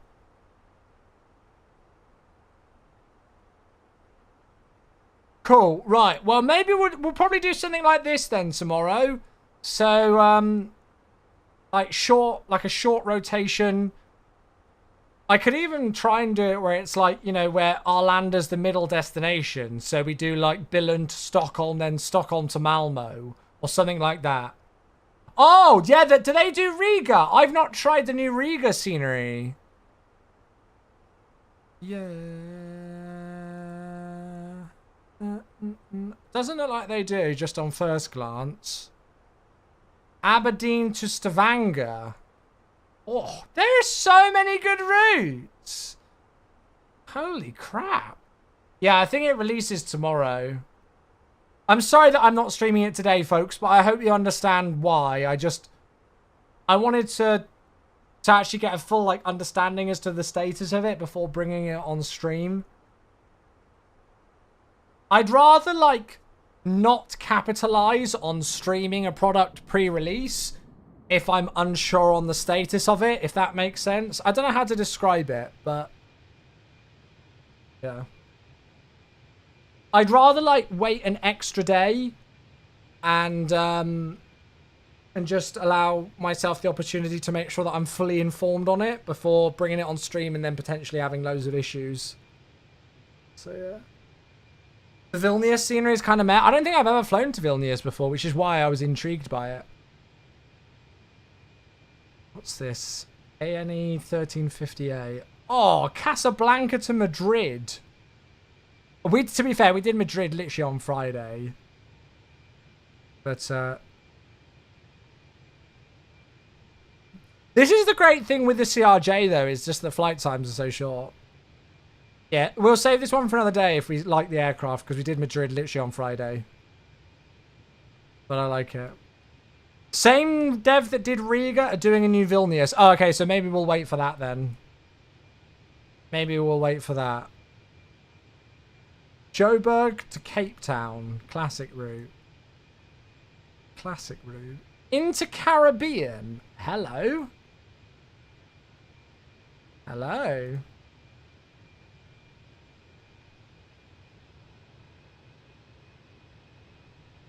What's the state? Sorry, status of what? Of the aircraft?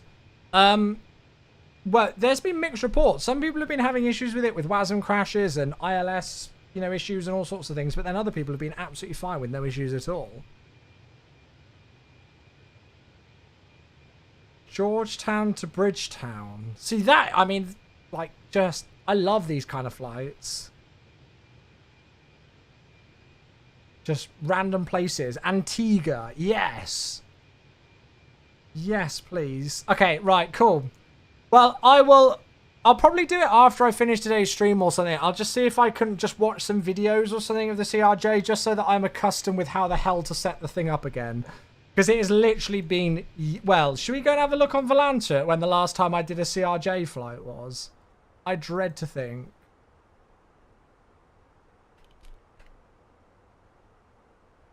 Will it show?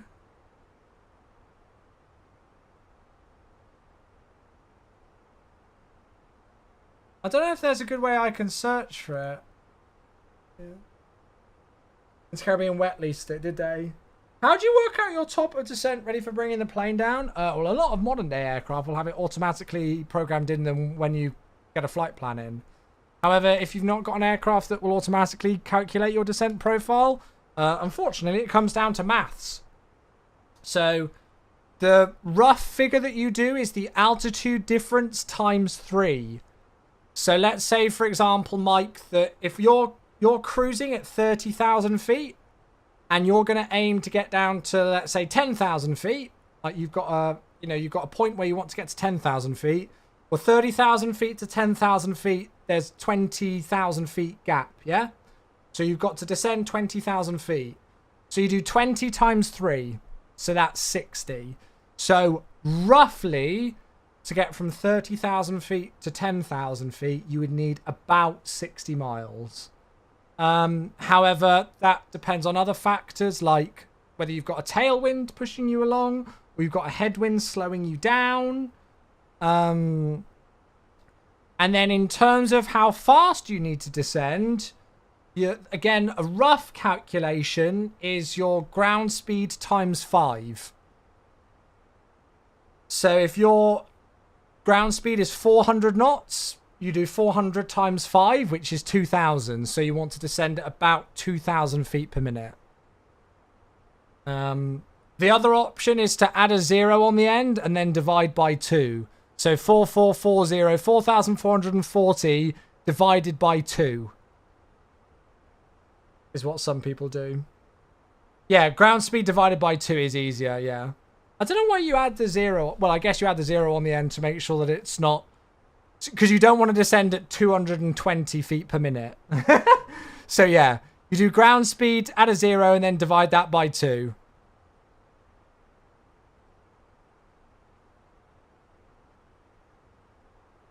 Where do you check what plane flies where? I use Flight Radar. Syndicate, hello, how you doing? Good to see you. Oh, the boys are slag. Best you ever had. Cool. Oh, what about Tampa? Oh, that's Sarasota to Philadelphia. Not quite. Right, chat. We've got plenty of options for CRJ flying then, if we want to give it a go tomorrow. I'll obviously see if other people do particular routes. Yes, LaGuardia, Toronto. Yeah, I'll obviously check to see if other people are doing like particular flights, and then I'll go from that tomorrow. But yeah. Dun, dun, dun, dun, dun, dun, dun, dun, dun, dun. Bangor. I don't know if there's any scenery for Bangor, but I've never flown there before. That would be a new one.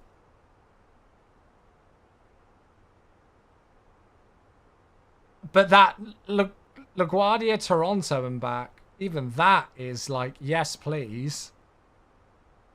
I think I've done Toronto to LaGuardia before in the sim. Cool, right, good. Plenty of CRJ options then. Plenty of CRJ options, so we'll probably give it a go tomorrow. A330 Diary did the A380 Gatwick Heathrow flight. I've got a friend who ferried a 777 the other day. The flight time was 9 minutes. It literally flew a 777 in the air for 9 minutes.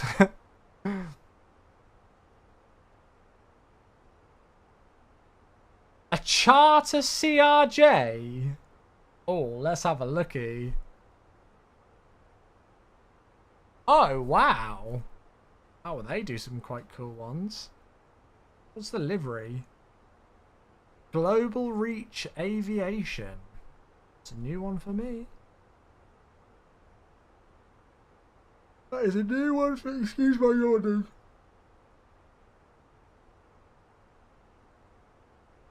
Nice. I don't know if there's a livery for that. Did they even raise the gear? I think they were turning final whilst doing the landing check. I think they were turning final whilst doing the after takeoff checklist. Hey, Murph! The one, the only! Or as I'm calling him now, Mr. Front Page! Thank you very much! To the one, the only... Mr. Two-Tone Murphy, hello, my friend. Thank you very much indeed for the 39 months. Good to see you, buddy. I hope you are well. Hope you had a good weekend, mate. Whatever happened to Chewy Airlines? I've just never really got the paint schemes done in 2020 or 2024. I really would like to. I really need to get on that because it would be nice. But I've just spent so much time replicating real-world flights that I don't know. Thank you very much, Murph. San Fran is like the home of the CRJ. Oh, San Fran's tempting then. San Fran is very tempting. Well, that's San Diego to Vancouver, not quite. Oh, there's the Tijuana to Phoenix flight that somebody spoke about. Oh, there's another one. Oh my goodness, it's 90 months from Cucumber Bush. Hello, mate. Yeah, oh my god, don't talk to me about the Chewy subscriber livery. Oh my god. So many years ago when I had a full hairline, we hit 1,000 subs on the channel for the first time. And the way that we decided to celebrate it, and this was like back in the day where it was not common at all for anybody in the flight sim community to have 1,000 subs. It was like a crazy moment for me. And so the way that I wanted to commemorate it was to have a Chewy Airlines 747 livery, but with every single subscriber's name painted on the aircraft. So all of the 1,000 current subs, I wanted their name to be on the livery. Oh my god. I've never had more of a faff in my life. Ever. Trying to make sure that I collated the full list and had everybody's name on and everything like that. Because you could automatically export your list of current subscribers on Twitch. I don't know if you still can, but you could then. So I could have a look at all of the usernames who were subs. But like, oh my god, it was such a faff. We pulled it off in the end, but oh. That was, oh. Yeah, that was something else. That really was. That was something else. I don't know if I've got any screenshots of it still, because this was quite a while ago. I swear we did something on my YouTube channel for it. Let me have a look. Let me go and have a looky on my YouTube.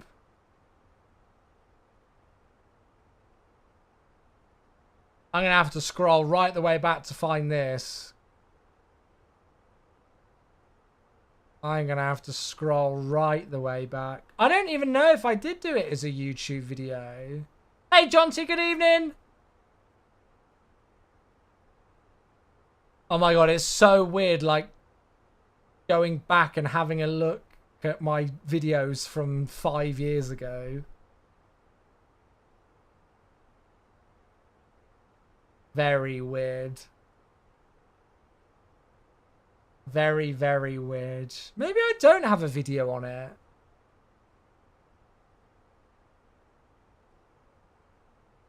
Oh, got it!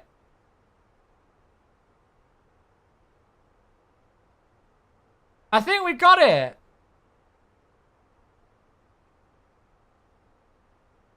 Why is the quality terrible? There it is. So it's got look at that. Oh my God, CAG, that's a name I've not seen for a while. There it is. 7 years ago. So it's literally got the list of loads of people's names on. If I had a look at all of those names now, it would be very interesting to see how many of them are still around. There's a few that I can read there that I've not seen for a while, but there are others who are definitely still around. Definitely. Unfortunately, it's not a very good angle. There you go. Oh my God. Hey, look, there's Michael. Michael, are you here? There's Moz. Gosh, some of these names. I've not seen some of these in Cushions. Oh my God, I'm getting like throwback syndrome right now. All these names that I've not seen for so long. Oh my, I Can Fly, Berries there, Sunjammer, Flexible. Oh my goodness. Fuji, Kiki. Wow. Takanka, are you there? I can't see you. Oh yeah, there's Black Box. Easy YOLO still there. Captain Multi Donkey. Oh my God. There's Squirrel. He unfollowed me. Oh well. Drew.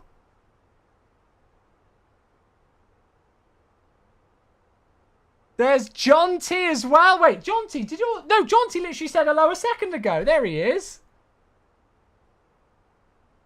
For those of you who might not be on this side, you might be on the other side of the aircraft. Or on somewhere else of it. This is just a section of it. There you are, John T, you're there. So yeah, so this is what we did to celebrate... I'm pretty sure it was to celebrate 1,000 subs on the channel. CH_sub. Oh, God. That was such a faff.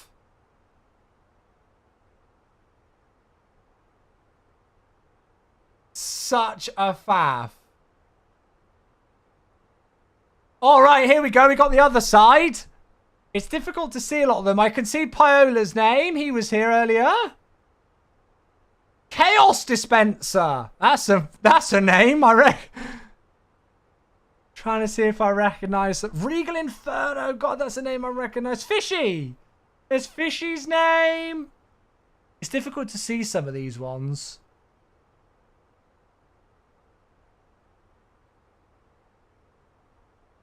Goodness gracious. Oh, there's Riley.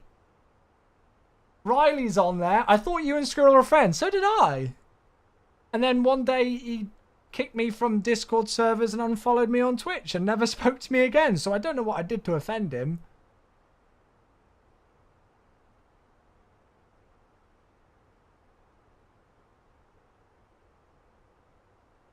Gosh. Wow, this is crazy. I completely forgot about this. Oh, De Gherkenbush, there you are. To the left in gold. Oh yeah, there you are. This is so weird. Seeing some of these names for the first time in literally years. You didn't know you were in sub back then? Well, there you go. We're showing everybody's age now. That's the best screenshot. Goodness me. I think there's a small cooldown on the follow age command, but it should work. Is there any more I can see on here? Norbert's there.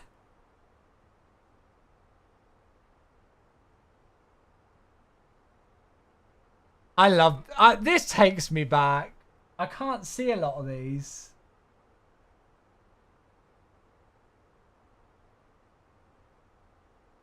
If Nicrative ever comes in... Oh, there's Jeffrey. If Nicrative ever comes into the channel, ask him about the Chewy subscriber livery. I think he still has PTSD from it. He was the one who helped collate all of this for me and everything. Yeah, I'm pretty sure he's still got PTSD from it.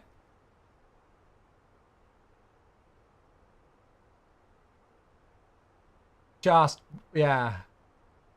Brilliant. BT whistles there. Love it. Love it. Well, there you go. A blast from the past, everyone. A blast from the past. Oh, did we just... I think we... Talking of blast from the past, we just went past an aircraft. Nicrative pops in and says hello. Yeah, he still pops in and says hello every now and again, yeah. Right, are you all trying to find out who's got the oldest follow age on the channel now? 8 years! That's wild. Tyler's been following for 8 years, 8 months. Goodness gracious. I don't know how I can get rid of the cooldown on that command. Shall I try and get rid of it? Let me see if I can get rid of the cooldown on it. So you guys can just spam it. Who cares? Give me a second, because there's a cooldown on it, as I say.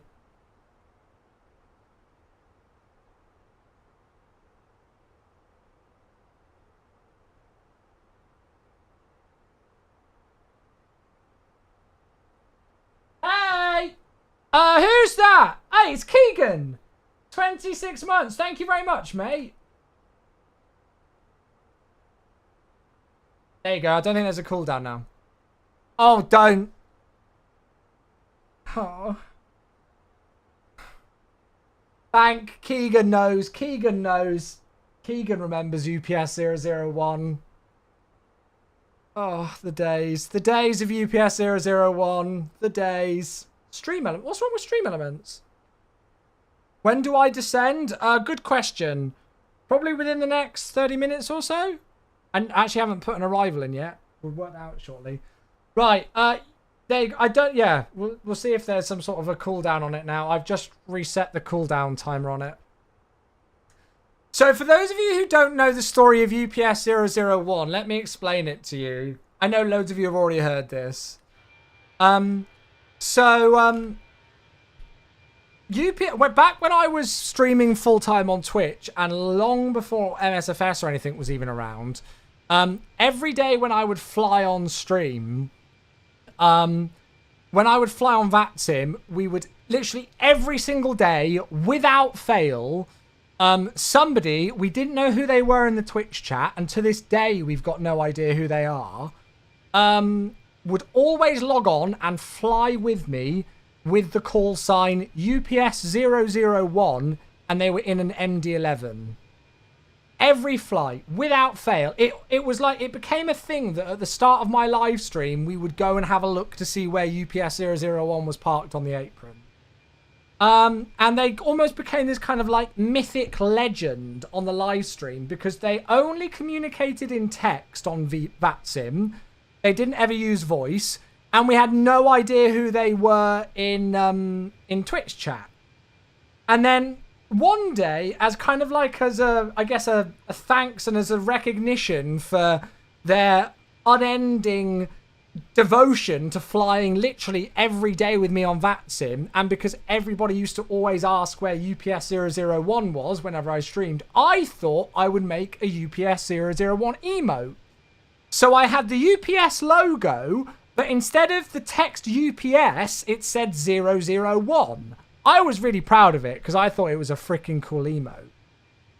So I uploaded it, I put it live on the channel, and the next day I went live, and I was like, folks, look, we got a new emote, UPS 001. He is now immortalized on the channel with this emote. How exciting is that? And everybody was like, wow, we love it. He never came back again. That was it. He just went. He's not logged on to VATSIM again. Because like I could see like his VATSIM account because he's got a VATSIM user ID and stuff like that. Not logged on to VATSIM since. We've not seen him on, and like people have tried to like log on as UPS 001, but I remembered what his VATSIM user ID was, so I could tell it was just somebody trying to imitate him. And to this day, we've got no idea what happened to them. So we made this whole emo, and I kind of like immortalized them on the stream and like made this big fuss over it and was like, hey dude, you know, like you've been such a great support of my channel and you always fly with us and everybody always asks where you are. And that was it. So to this day, I've got no idea what happened to them. Like, you know, whether they just, they hated it and just left everything to do with flight sim, or whether they're still flight simming, or whether they're, I don't even know if they're alive. Yeah. So that will forever be a story that sticks with me as a streamer. Hey Josh!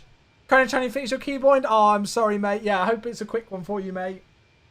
One of the saddest stories of all time. I know, right? It makes me teary. But just, yeah, weird. Very weird. Re-upload the emote. Maybe he will come back. Problem is that I don't know if I still remember his user ID on VATSIM. So somebody could probably just imitate it. But, yeah. Really weird. Really weird.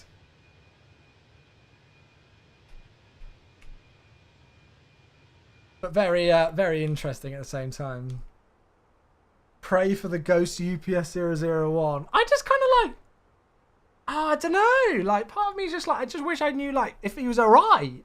Like, on a basic human level. Let alone all the stream stuff and everything. Like, I just want to know, are they alright? Do you know what I mean?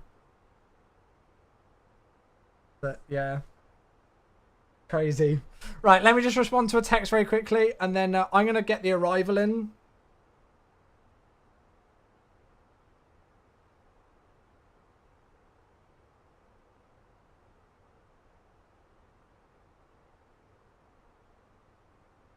Right, good. Let's have a drink of water as well. Did they get banned? No, I'm a supervisor on the network, so I could tell.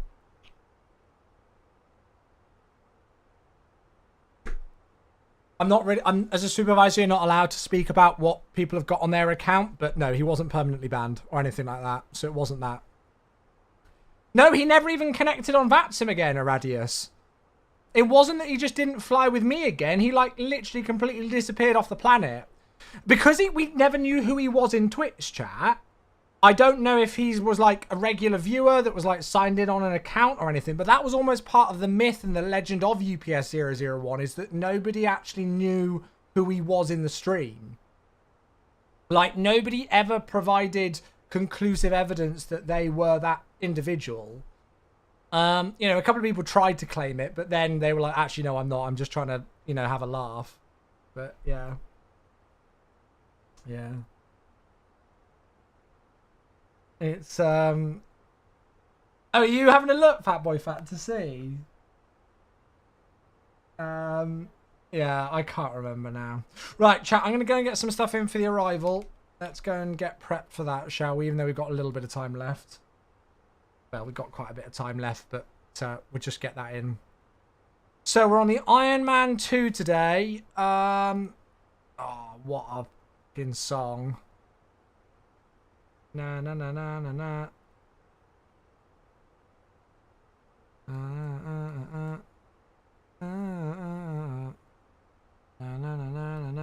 Right, chat, what should we land? 2-5 left or 2-4 right? The real world flight landed on 2-5 left, but 2-4 right's the cooler approach. 2-4 right? Yeah, I'm happy with 2-4 right. You want burgers, 2-4 right. 2-4 right, roger. Oh, really, Alpine? Oh, wow. Roger, so LAX, ILS 2-4 right on the Ironman 2 via Burgle. And then, I don't think I want to transition, do I? No via.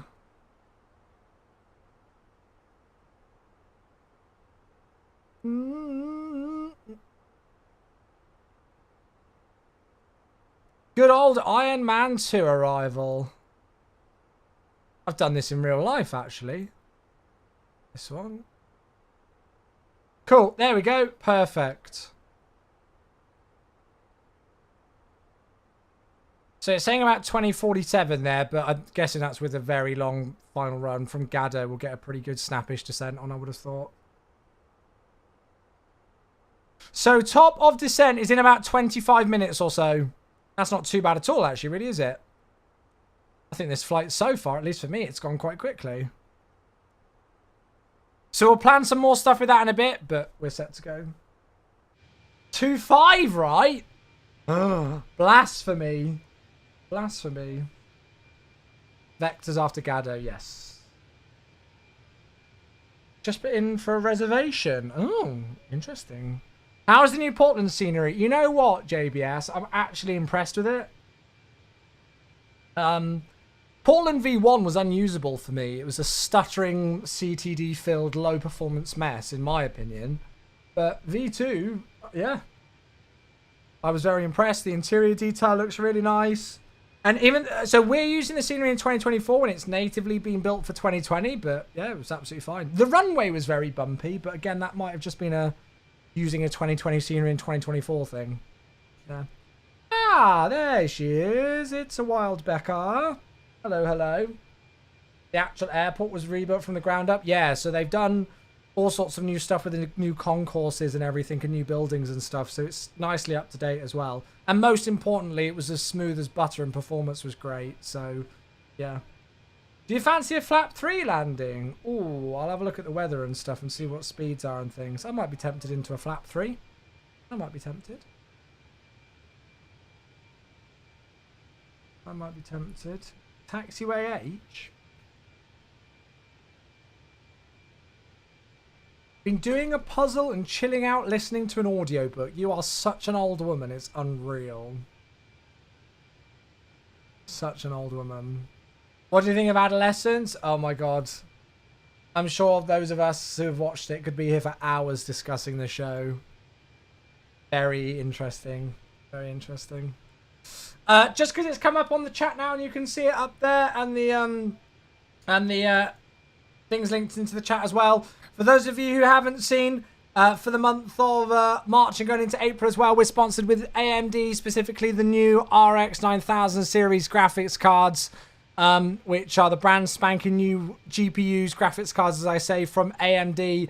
So if you go and have a look at that link, you can go and find out a little bit more information. One of the things that I specifically pointed out was that with the new AMD Fluid Motion Frames 2.1 update, MSFS 2024 up to 2.8 times the FPS. So without it, 44 FPS up to 121 they were getting, which is obviously a huge impact in performance. So yeah, if you want to go and take a look at it, see what's up with that, you can go and do some examples of the ray tracing differences that you get, all of those kind of things as well, and find out some more information about the 9000 series GPUs. These things have been flying off the shelves. I think there was a report out the other day that like AMD have shipped over 200,000 of the 9070s. So yeah, they seem to be very popular at the moment. So yeah, if you want to go and check it out, maybe go and have a look and see if you want a new GPU and switch over to AMD. If you're not already, then yeah, go and have a look. That UPS 0013 is one of the great mysteries of aviation. It is. It is. It should be its own. It should be its own, like, well, not air crash investigation, but you know, something like that. Hey, Frontier, how you doing? Do you think it's easy to get back on VATSIM after a long time? I haven't been on since 2022. Oh gosh, yeah, you should be fine. First long haul for me tomorrow. Gonna give this a try. Oh, here we go. Here we go. What have we got? Wait, gonna give this position Madrid to BTS today and going BTS to PRG before this leg tomorrow. Wait, sorry. Wait, did this show? It said it came up with an error there. Was that not the right one? Oh, hello. That's a nice flight though. Amsterdam to Madrid. Although we did Madrid literally the other day in the A350, but here we go. This will be a quick stream. 13-minute flight. 8547. Doesn't seem to come up. Oh, because I'm an idiot and I can't type, that's why.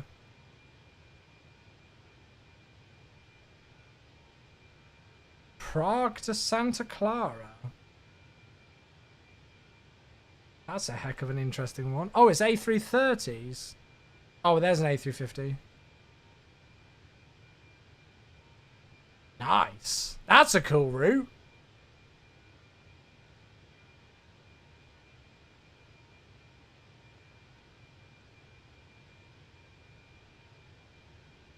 Let's get rid of that as well. Right. So where did the real one park?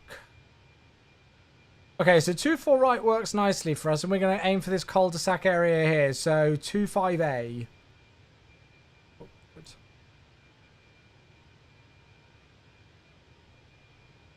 Yeah, Becca. So, Becca, I actually haven't told you this, but when I was driving back here last night, I put on Radio 5 live in the car, and they were doing an interview with the writer. And one of the writers has got a 9-year-old, and they were having like a really interesting conversation with him and the DJ about like bringing up kids and teenage years and smartphones and stuff like that. It was fascinating. Really interesting, actually, so I'm sure we'll have a chat. Yeah, if you folks haven't watched Adolescence yet on Netflix, give it a go. Prep yourself for it because it's pretty heavy hitting, but it is very much worth a watch. Very much so. It was very, very, very good. And I mean, like, without any like plotline giveaways, the way that they filmed it is phenomenal. So, for those of you who don't know, it's a 4-episode series. Each episode is about an hour, and each episode is filmed in one camera shot. So they don't like cut to another scene or anything like that. The camera never cuts.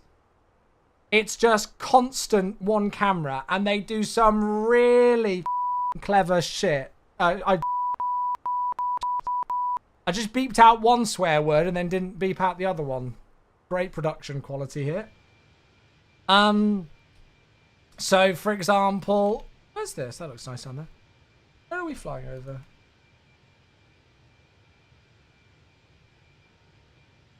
Where is this? Sorry, just complete detraction. Modesto and Stockton. Riverbank, Oakdale. Anyway, yeah. The name is called Adolescence. It's on Netflix. Up the stairs flabbergasted you. Well, no, I knew how they, I know how they did that. Did I tell you? I found out how they did that.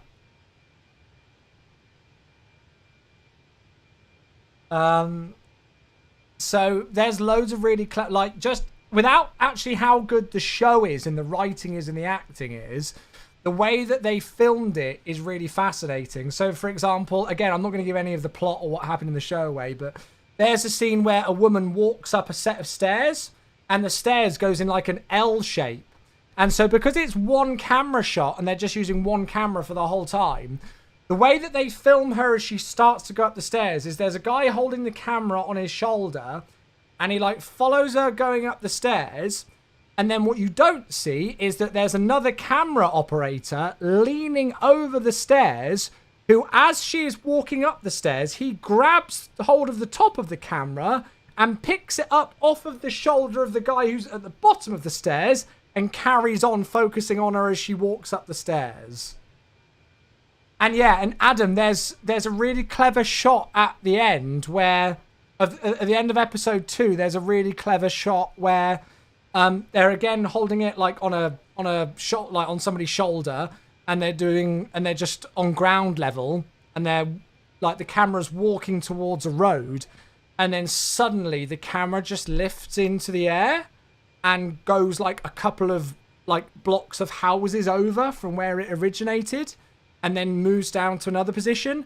And so the way that they filmed that is, again, they had somebody holding onto the camera on the shoulder doing the normal camera view, and then suddenly a fucking drone appears, and the drone picks up the camera and then just flies it into the sky and takes it to the next place where they're going to film at the end of the episode. Just so clever. So clever. Have you seen the new Andor trailer? I haven't, no. I need to watch it. Is there a way to copy the camera config from 2020 to 2024? It should automatically be done. You shouldn't need to, Josh. My camera configs for the 2024 just stayed. I didn't need to do anything with my cameras for the Phoenix. Yeah, for the Phoenix, it just stayed. The movie 1917 was also filmed in a way that it looks like it's one take. No, but this was even cleverer because, well, okay, 1917 was an absolute blockbuster, and some of the things that they did was crazy. But I think the longest shot time in 1917's, like the longest continuous shot, was about 16 minutes. This was an hour. So there was an occurrence at the end of episode 2 where right within the final 2 minutes of the episode, one of the characters made a line mistake, and it was like a big line mistake. He called a character by another name. That was it. Take ruined. So they then had to reset and do everything again. I think Netflix revealed the stats. So the way that they filmed it is they had a block of 5 days of filming for each episode. They had like weeks of choreography and stuff beforehand. But on the actual days of filming, they would do 2 full takes a day for 5 days. So, you know, like I think they said like episode 3 was take 14 and episode 2 was take 11 or something like that, you know. But, you know, like sometimes they didn't get through a full take. If there was like a mistake near the start, then they would reset and then do a full take from there. But yeah, just, imagine being the actor that messes up. There's a radio interview with the guy who did it. He revealed it and he spoke about it on a radio interview. It's really interesting to listen to. Episode 3 was the best, I think. Yeah, episode 3 was brilliant. Yeah, and the main character, the kid in it, he'd never gone to drama school or anything. Just crazy, crazy, crazy, crazy. But yeah, give it a watch, folks. It's hard hitting. So like, you know, if you don't really want to watch like a really quite heavy hitting drama, maybe not the best thing to watch, or watch it with somebody else. I think it's a very important. It's an important piece of drama and theatre, and it absolutely epitomizes like why drama and why theatre and why film is so important culturally. I know it always gets, being a guy with a degree in wishy-washy stuff, as people would call it, lots of people kind of put the arts down and don't really, I guess, get the value in it, in this kind of thing. And sometimes it takes a show like this and its cultural impact that it's having now, especially in the UK, for people to really kind of get a grasp for how important the arts are. What was for tea? We had spaghetti bolognese today. Spaghetti bolognese. It's specifically relevant to the UK with knife crime issues for sure. I don't necessarily... Yes and no. I don't think the point on the piece was to highlight the issues in the UK with knife crime. Again, without giving spoilers away here, if you haven't seen it, the point of the piece was to highlight, you know, like the influence and the, yeah, I guess the influence on what online social media can have and the upbringing on impressionable teenagers and young adults and things. I think that was more so the focus that they were trying to give. There was a really interesting section on the on the radio interview that I listened to last night on why it was only from the perspective that they did with that family and not the perspective of the victim. You know, very fascinating. Very fascinating. So, yeah, I would, it's doing well in the US. Yeah, well, that's it. If it's doing well in the US, then that's great. But it's very relevant for here. Very interesting. Very interesting. These views, I know, look at this. It's gorgeous. We'll get some weather updates in a moment, folks, and get ourselves prepped for the arrival. But, yeah. Standard LA? Standard LA?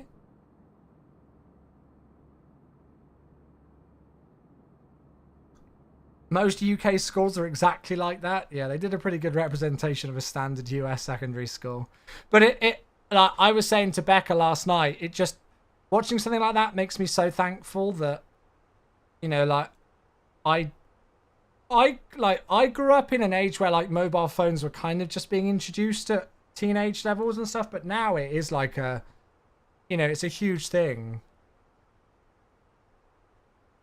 No, I don't want an ATIS request because there's not going to be any ATC. Let's do a weather request. So, like, I feel very lucky that, like, you know, like, I don't know. I don't want to, because I don't want to give away the story for those who haven't seen it yet or anything like that. But, I feel very lucky that I grew up in a time when I did. Right, so, weather. Oh, it's not that great weather, actually, at LAX. The wind's 250 degrees, 12 knots, so straight down the runway. But it's 8 statute miles viz with few clouds at 600. Temperature 17, dew point 13, the altimeter 3003.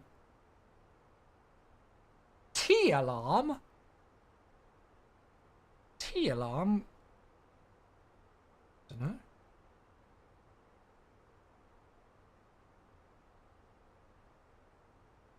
I have a question that I hope can be answered. Go for it. Right, altimeter 3003. Yeah, right, Dean? Right, auto brake low. Somebody said, did I want to do a flap 3? We'll have a look and see what the runway length is and go from there, shall we? Let's get some information in on here as well.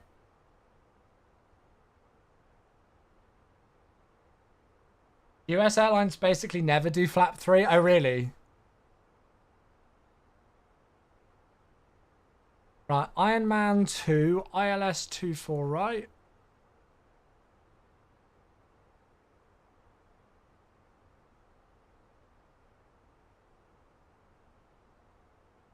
APC 2, that's not what I want. APC 1. Yes, that's the one we want. Just going to quickly go into here and change this. There we go. Prefer it. Oops. Right, okay, so ILS 24 right. The minima is 330 today. Another absolute belter of a song. Yeah, it makes quite a difference to the V app and everything, doesn't it?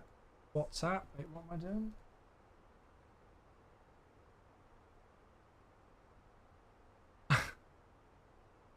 Huh?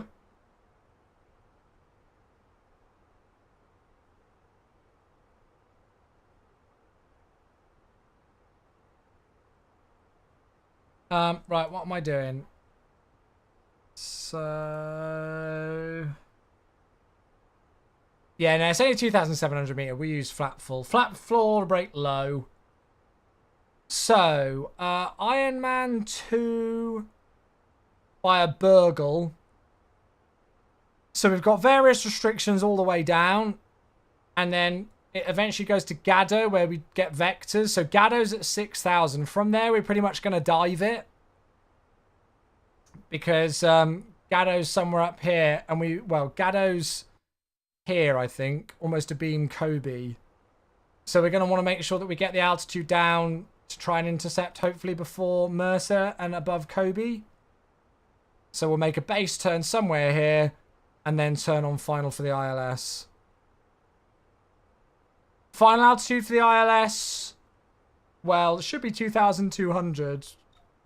So we'll probably put... After Gaddo, we'll probably go down to 2,200. I don't know what the MSA... Well, the MSA around there isn't great, but we'll see. Maybe we'll try 3,000, see if we can intercept at 3,000, then we should be safe. Go around altitude is 2,000. So low go around today, straight out to RAFs. And then we're landing 24 right, so we'll vacate Victor, Whiskey or Yankee. Cross 24 left, and then taxi Echo. And then it'll probably be Delta 8.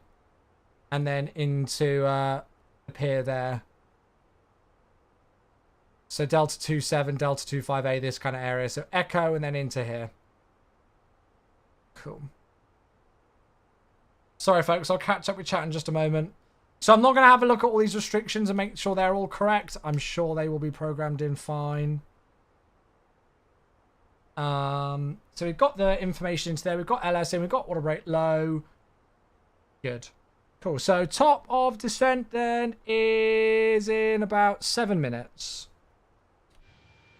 Lovely. Lovely.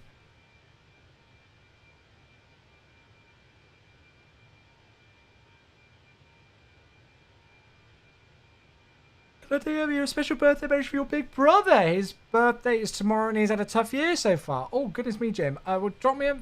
you've got... do you have us on Discord? I don't know if you do. Probably best just to drop me a message on there, mate.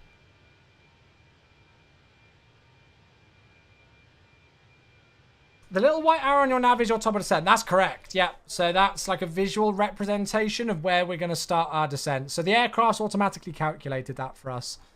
So because we've entered in a full flight plan and it's got all of the altitude restrictions that the flight plan's given us for the arrival procedure into Los Angeles. So you can see all these stars here. So those are altitude restrictions. And these are speed restrictions here. So the aircraft is... Because it's clever, this aircraft, as are a lot of modern day aircraft. Because it's got that information as to where our altitude and speed restrictions are, it's giving us a point where we need to start our descent. And it will automatically manage that. Hey, Monkey! 84 months with the Prime. Gigliotti's here on the YouTube. Hello. Tavers. Hello, mate. How you doing? The one, the only, Mr. Monkey, 84 months. Hello, my friend. Thank you, thank you, thank you. What recorder do you use for streaming? I use OBS. I use OBS. Oh, hello, we have a cat. Hello, darling. Daisy. Hello. You're going to say hello on the stream? It's a cat. I don't know if I can show you.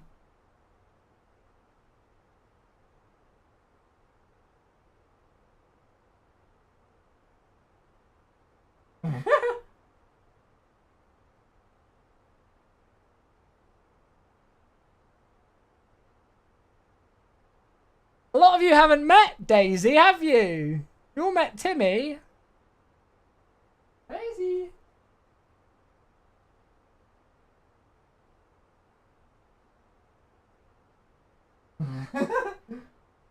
Trying to do this without showing you the mess in my studio.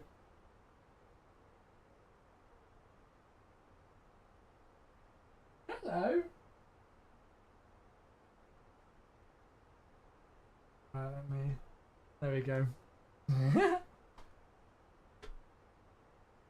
Little roaming cam. Hello.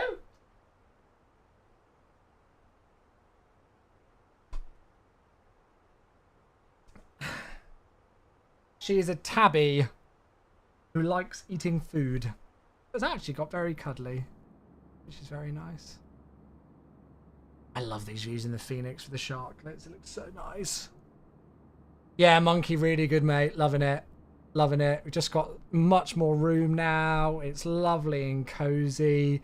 I picked up a coffee machine this weekend as well. Becca, being the babe that she is, found a really good deal on a coffee machine for me on Facebook Marketplace. So I picked that up. So I finally got a coffee machine at the new house as well. So means I can have a coffee in the mornings now there. But yeah, all good, mate. All good. Girls seem happy, so all good. All good.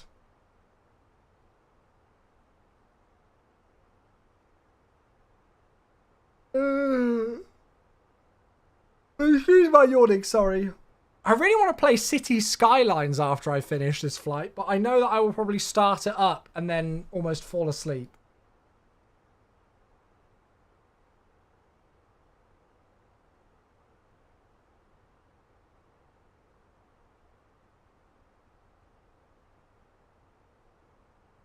Yeah, it's not snakes on a plane, cats on a plane. Do it. I've restarted Crumpet Upon Tweed. I've restarted it. And it actually looks somewhat presentable now, unlike the other day. First week off your ATBL's flown by, loving it so far, but very busy. Mate, I'm glad you're enjoying it, though. Have you ever played Airport Sim? A lot of senior developers and airlines work together on it. I played it years ago, but I've not touched it in a while. Yeah, our city in City Skyline 2 is called Crumpet Upon Tweed. Thanks to ChatGPT.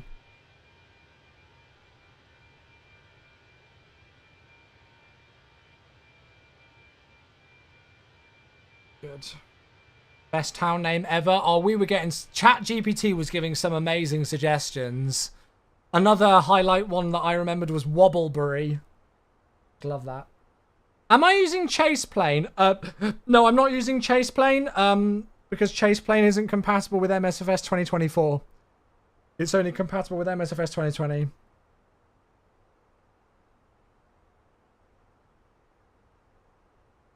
I'm finding it annoying having to set shortcuts for each different aircraft. Oh, what? In Chaseplane? Yeah. Doing an average of 10 to 12 hours of studying per day. Goodness gracious. Very excited for middle of April. Got a flight on a Breeze Airways A220. Nice. Heading to Pittsburgh for a spring vacation. Have a lovely time, mate. Yeah, I've been on an A220. Very nice to fly on. Especially with the big windows and everything. It was lovely. Did you play a bit with mods? Yeah, I've got a few mods installed. Only like 20 or so mods installed. Oh, and I've worked out how to get them away from my C drive now. On the default, like even if you've got City Skylines 2 installed on a separate hard drive to your C drive, it will automatically install all of your mods to a C drive folder. But there's a mod where you can do it. Found out I shouldn't run a city. Yeah, I've just played it in sandbox mode with like unlimited funds and stuff like that just to get a grip of the basics of the game. But it's good fun. You're in Charles de Gaulle the other day and saw the Concorde. Nice. I hope it's in better kept condition than the one at Heathrow is. Right, anyway, there's top of descent. Oh, that's very interesting, Phoenix. What the heck is that all about?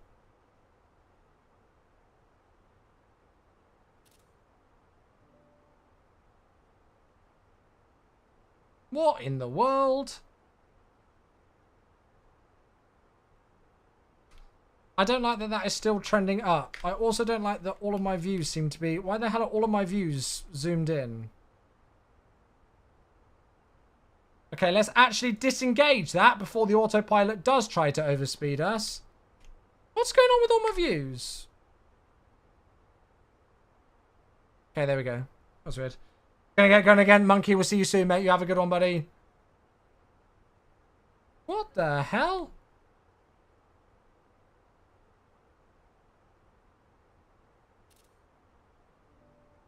Well, that's a bug.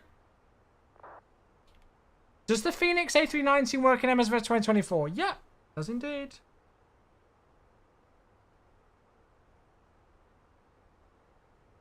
Is it going to do it again? Is it going to try and overspeed it? Oh, no, it's not now. No, it's within the band.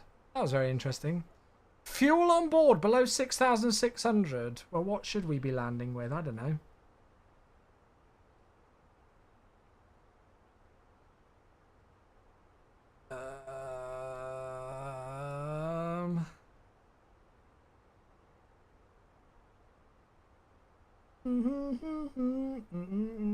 Oh, it only wants to give us like 4.8 or so, 4.9 as the reserves.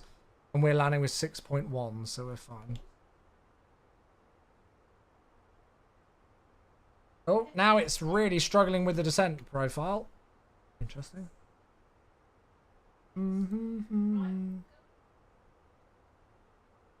A mod for installing mods. Yeah, well, it's like a mod manager. Think of it like MSFS add-on linker, but better because it installs the mods for you and stuff as well as manages it.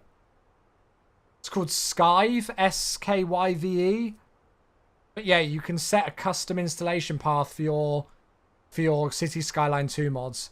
I enjoy City Skyline 2. The only issues that I've got with it is that I've like tried building like housing things, and for some reason sometimes the houses just will not build, and I don't know why.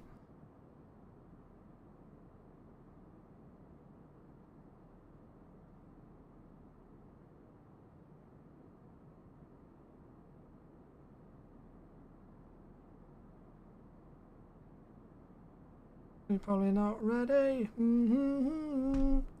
But yeah, it's very good. I don't know how into City Skylines 2 I will get. But it is good fun. Very good fun.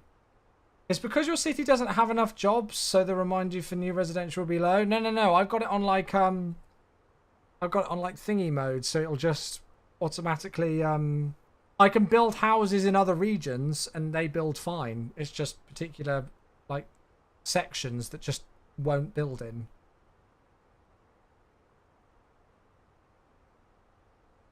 Right, next section is between 230 at Muppet.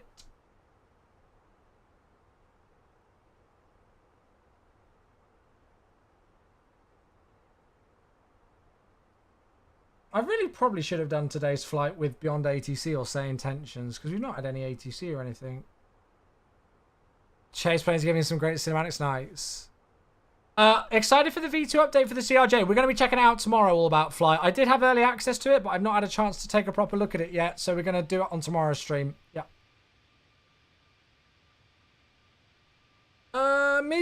Become, is that how I pronounce that name on TikTok? Hello.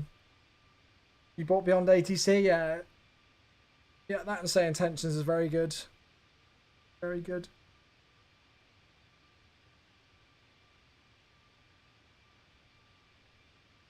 Oh, excuse my yawning chat, I'm so sorry. It's been a long day today. It's been a good day, but a long day.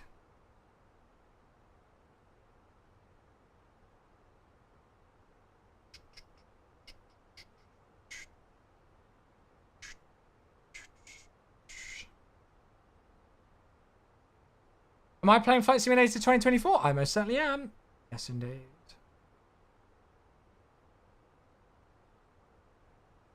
Oh, wait. A song request working? JBS, they might not... Even though the app says it's supposed to be connected, for some reason it's got an error now, even though it was fine earlier. I don't think song requests are working, mate. There's a red thingy over here. To be fair, we're going to be turning off songs relatively soon anyway. Sorry, bud. I don't know why.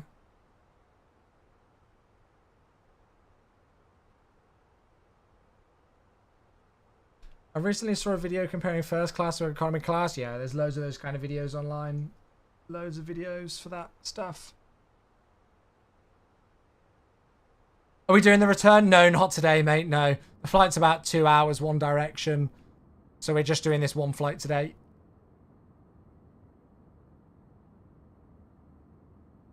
Those views over the coast look gorgeous. Look at that. Beautiful. Beautiful. What's it like over the other side? Oh, still very nice, actually. Anima Wings A220. I've got no idea what that is, mate. I've never heard of it, I'll be honest.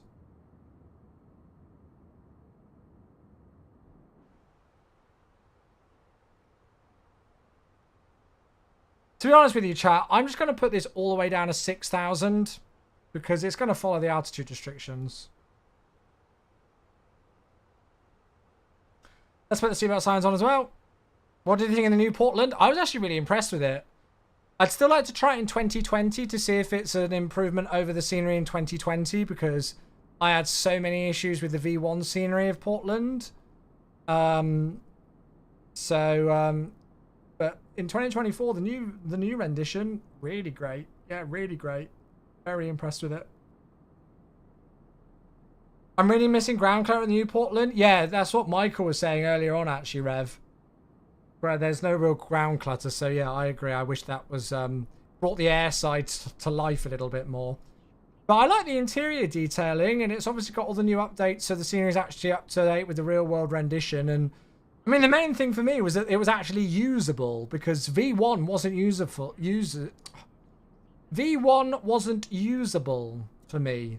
Stutters everywhere, low performance. I even got crashed to desktops at it a number of times. So I just avoided Portland as a scenery for years, which is a shame because I love flying there in the sim. But looks like we're hopefully all sorted now. Gosh, these views! Look at this, beautiful, absolutely gorgeous. Are you fully 2024 now, or switching back and forth? I switch back and forth depending on what aircraft I fly, mate. So, like, for the FSS 727, I fly 737 MAX and those kind of things. I'm still in 2020. So it literally just depends on what aircraft I'm flying as to what sim I'm in.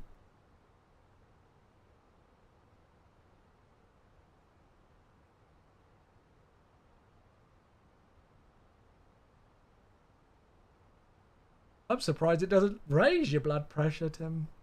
Jim. Talking of Tim! Tim! With the 5 gifted. Hello! It's the first 5 bomb of the week. Thank you, mate. The one and only. Tim, thank you for gifting 5 subs to Decanco, to Mike, to Dooms, to Sodex, and to Trouser Dropper. What a name. There you go.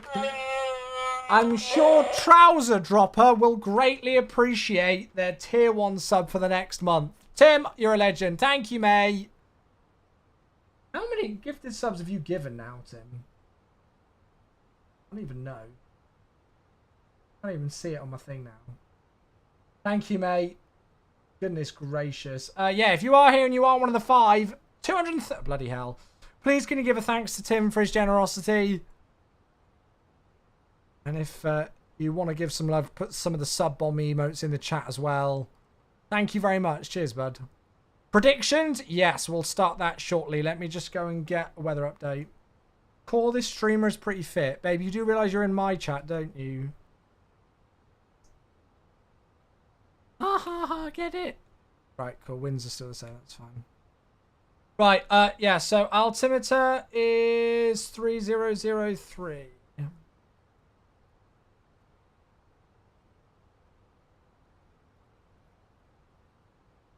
Thought it was Kenko's chat. Yeah, I was just checking. Didn't know Kenko was your type, babe.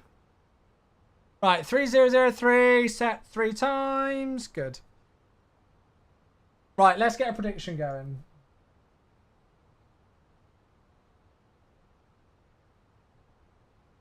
Cool, so 10-minute prediction. Do we think this landing will be heavier or lighter than 250 feet per minute? Thought you loved Jamie. Yeah, no, Jamie loves... Oh, yeah, no, you do love Jamie. You admitted it the other day, actually. Yeah, that's true. It's all right, chat. Don't worry. It's fine.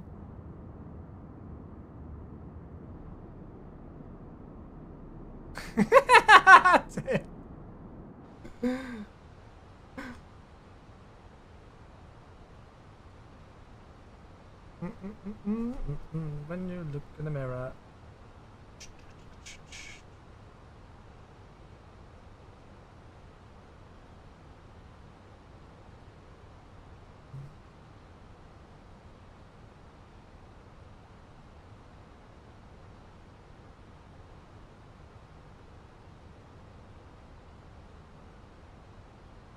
Right, there's the restriction for 250 knots at Simon.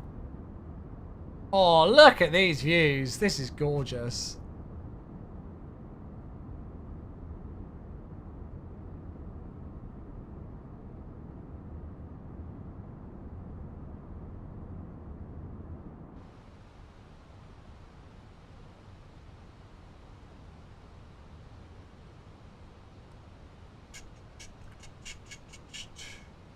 There's literally nobody else anywhere near.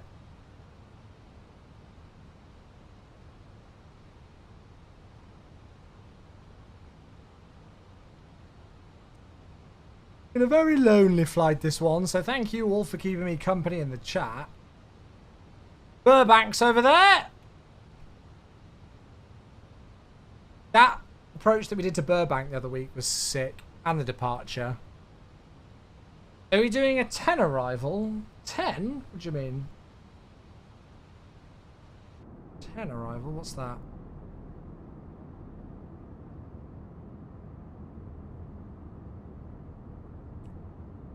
Having now started playing City Skylines, I'm going to be just forever analysing the way that cities are built in Flight Sim. Oh, look at that interesting section of... Runway 10? No, mate, we're landing into LAX, so it's not a runway. LAX.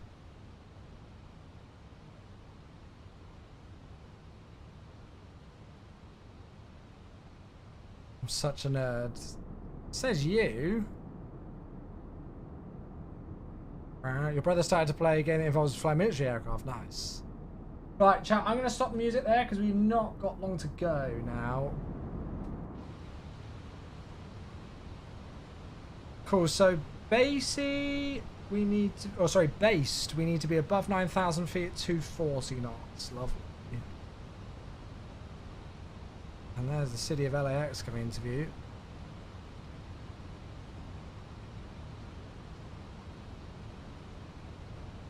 Me, I'm no nerd. Darling, yes you are. I saw someone on Reddit building a custom airport for CS2. Oh, that's tempting. I'd like to do that. Forgot how long the descents are. I mean, they can be. I don't think this one's too bad. We only started descent at about 120 miles before arrival. That's not too bad for the USA. You're much nerdier? Nah, I don't think so. I don't think so.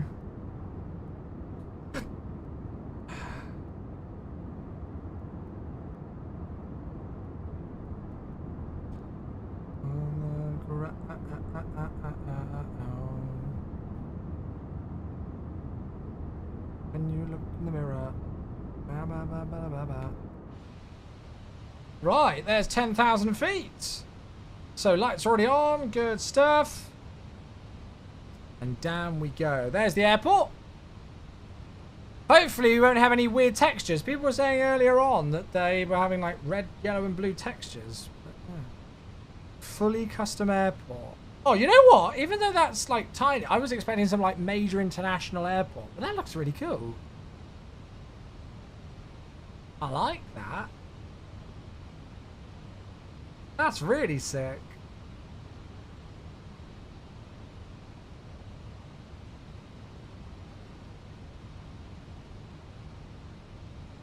I can't fly a plane near true to life in a simulator. In fact, multiple different planes with multiple different type ratings. Darling, you admitted earlier on that you sat listening to an audio book whilst doing a massive 1,000 piece puzzle.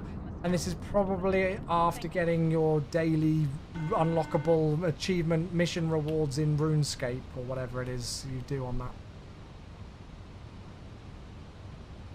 Hi, Captain. The cabin is now secure for landing. Huh? Thank you. The cabin is secure. Very good.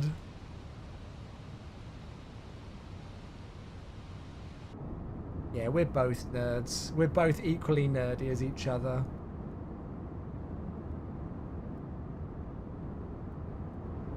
Nothing wrong with it.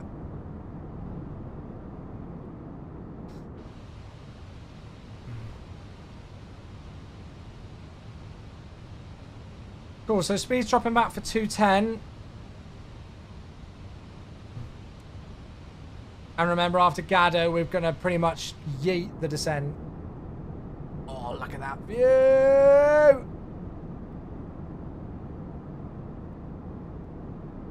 Looks so good.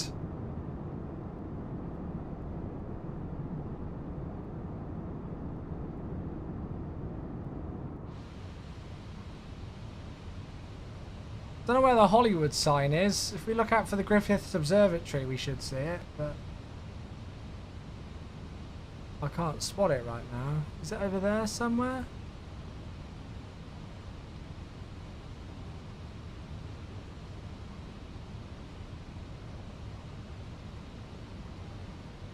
Right, flat one. This is just going to be the slats, isn't it, for a second?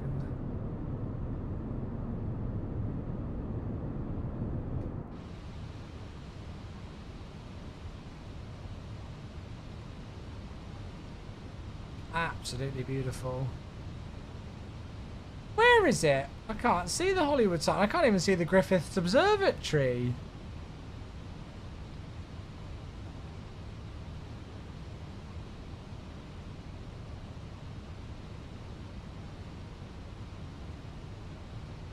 Yeah, I can't see it.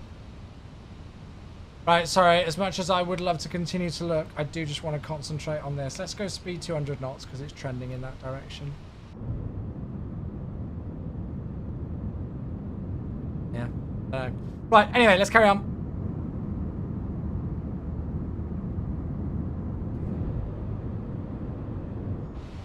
Right, so we've got 1.5 miles to Gaddo, and then, as I say, we are literally going to yeet this thing. So, on that note, we should probably control the speed now. And what I'll do is I'll actually take flap 2 now, because then we won't have to worry about that.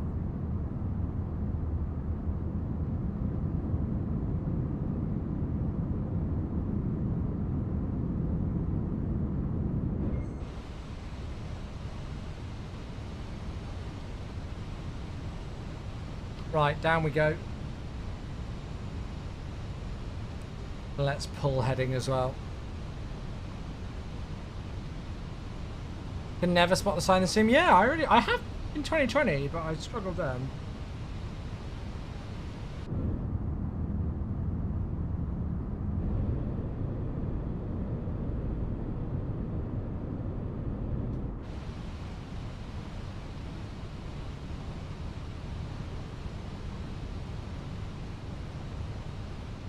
Right, we are essentially yeeting it in now, getting ready to turn base.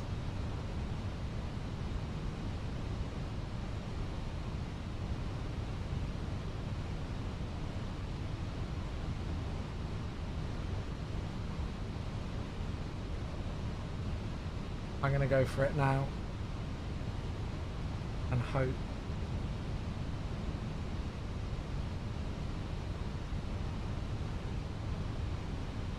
Even though the glide slope's not become thingy yet.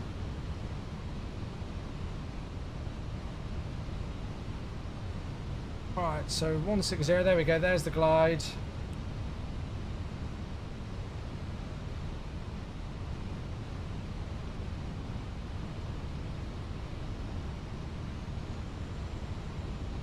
Yes babe, yeah, why not?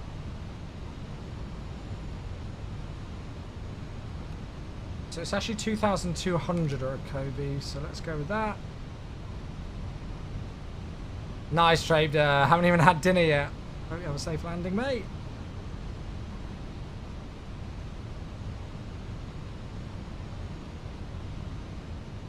Cool, looking really good then, folks, on the base turn. Let's continue. Return to final. And we'll arm the approach. There we go, lock star.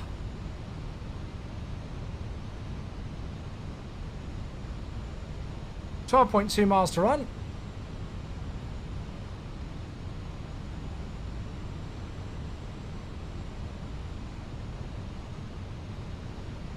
Yeah, last flight today, yeah. Oh, look at that view. Oh my gosh, wow. Look at that.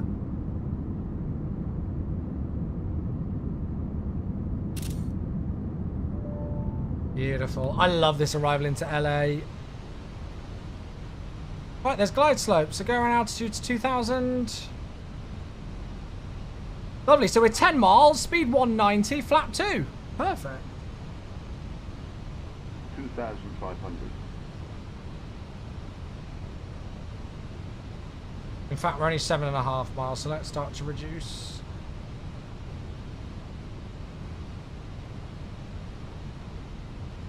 Oh, what's the CTAF?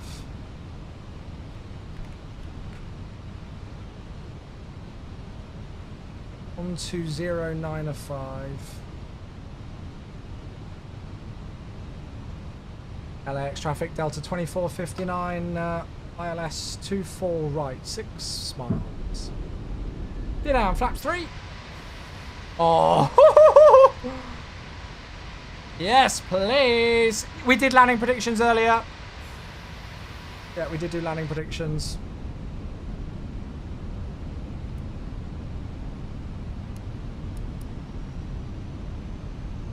Oh, this has worked out very nicely.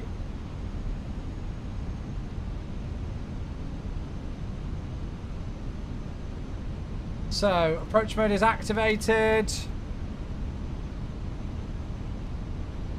Map's full.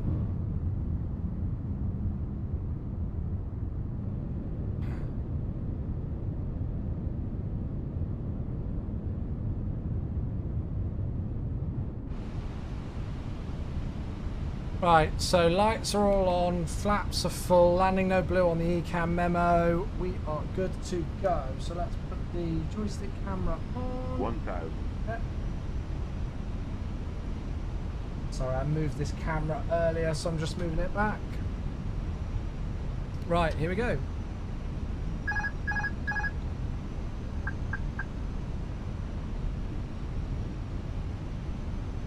Yeah, sort mode, that's why I think some of the stuff's loading in there that you see. It's okay. The new stadium isn't modelled. It should be. Did we not fly near it? Right, let me concentrate on actually flying. I swear it was there before.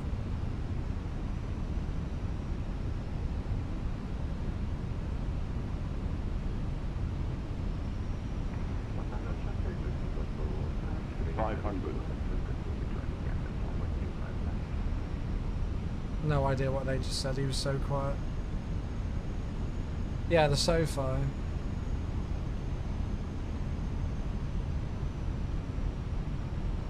$100 above. There's the in and out. Just there. I've stood right there. Minimum. Continue. Glide slope. Yes, I know. Although I think the glide Glide slope's slope. off because the pappies say I'm fine. Glide slope. Don't believe that.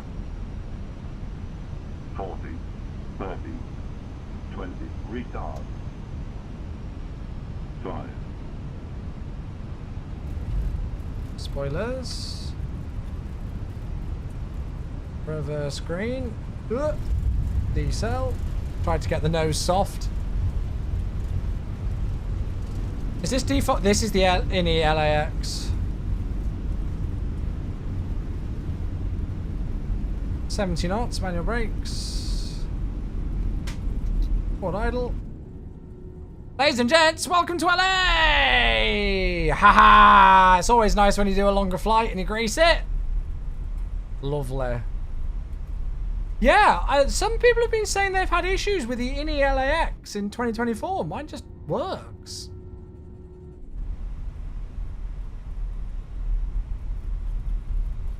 I mean, there might be a few issues with it, but no, it seems to be fine. LAX traffic, Delta 2459, crossing 24 left at Victor, taxiing Echo to the bay. Yours doesn't load at all. I honestly don't know why. Oh my god, that view is sick. I just got it activated. I'm on version 1.3.0, which is the latest version. I've activated it on add-on linker, and yeah, it's fine. Needs to perform safety-related duties. However, we ask that A fresh reinstall of LAX should do the trick. Also, turning off ground clutter options seems to get the terminal back. Hey, there he is. There you go. Mr. Jamie Payne coming in to save the day. Oh, there you go. Well, maybe I've got those options turned off and that's why mine's been fine then.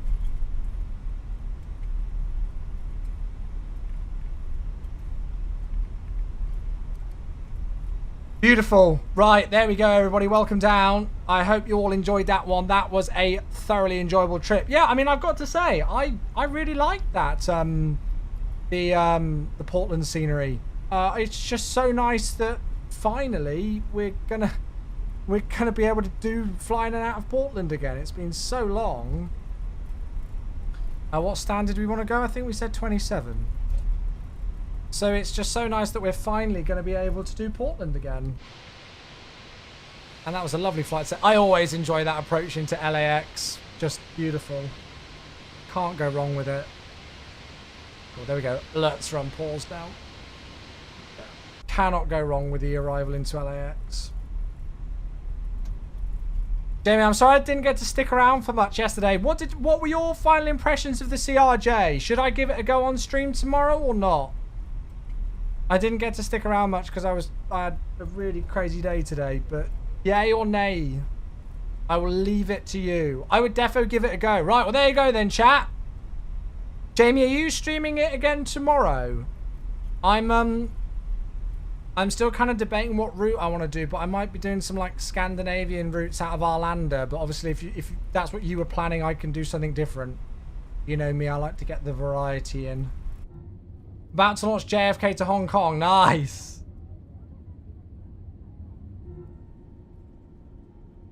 I haven't totally decided yet. Yeah, no worries.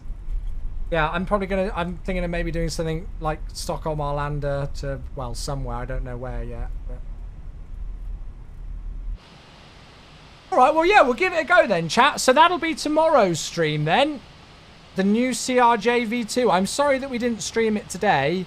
But as I say, just because I just haven't had the opportunity to really take a look at it too much myself, I wanted to make sure I had that opportunity before I brought it onto a stream.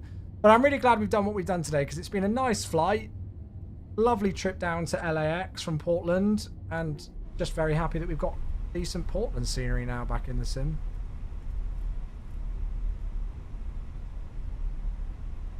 Some people are saying that it lacks detail. Very good. Well done. Well done, Off-World.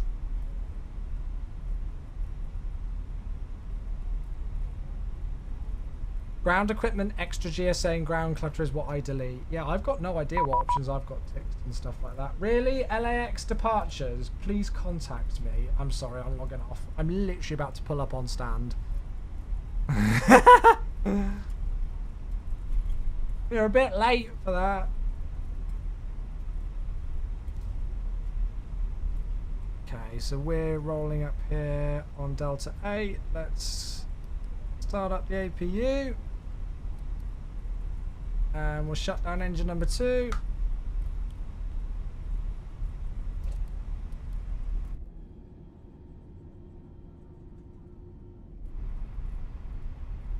It's not perfect, but I think it is reliable in the sense of that I trust it for a stream. Well, that's it, isn't it? Apparently you were having no issues with the ILS today, but A330 driver and stuff were. Was there anything specific that you did, Jamie, to, like, make sure it was okay for you? Where's stand 27? There.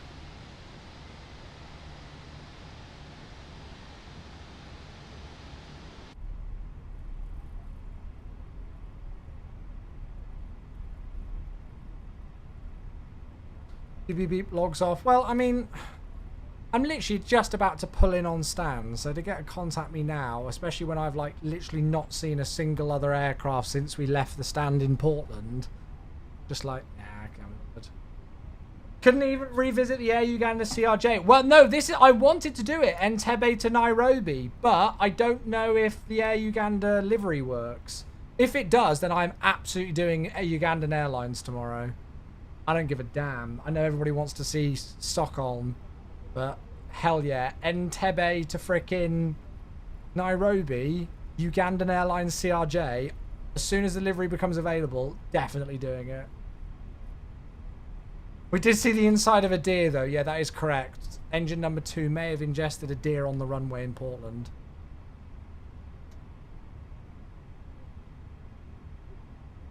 I think that was the last flight that I did in the CRJ, was that one. You got the lock but not on the source I had selected. It picked up lock 2 instead of locked 1, but then it's... Oh, really? Okay. Okay, so there are issues with the ILS then, even if it was fine on the first one for you. Okay.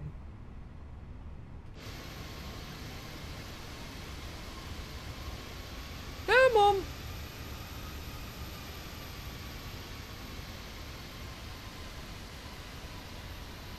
Everything's the worst according to Josh Cahill. I don't know what you're talking about. He's the #1 positive reviewer on YouTube. I really enjoy his content.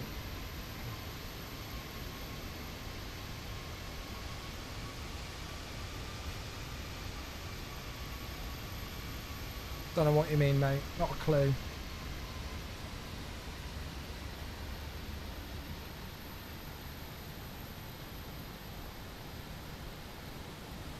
Well, I didn't have any stand guidance, so that's why I cheated. Right, parking brake is set. APU's available. Onto the bleed we go. I should have done the LOE pump and everything because I shut down engine number 2, but bugger it, we're on stand now. Shutting down engine number 1. There we are. Welcome to Los Angeles. God, even in an outside view, I couldn't get the parking right. Default Asobo. Really? Wait, so... It's Wait, so Aerosoft haven't even custom coded an ILS into it and they're charging money for it? I don't know about that.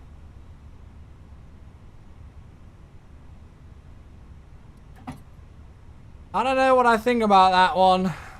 Right, external power, APU bleed, APU master switch off. There we go. Welcome down. Yeah, Michael, you're true. You're not wrong. Beautiful. That was so much fun. There's the in and out over there. I thoroughly enjoyed that flight, even if we were solo. Most of the V1 FMS was Asobos, so you're probably right. Wow. I honestly haven't even checked out what's in V2.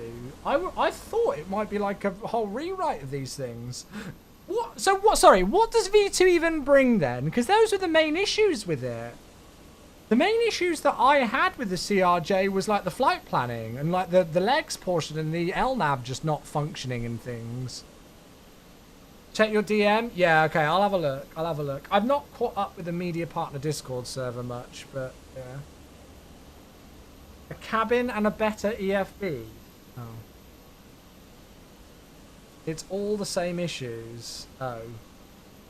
Because I know, Jamie, you didn't mind V1. Like, you flew V1, well, more than I've seen others stream it, and you had relative success with it, but... A nice new cabin.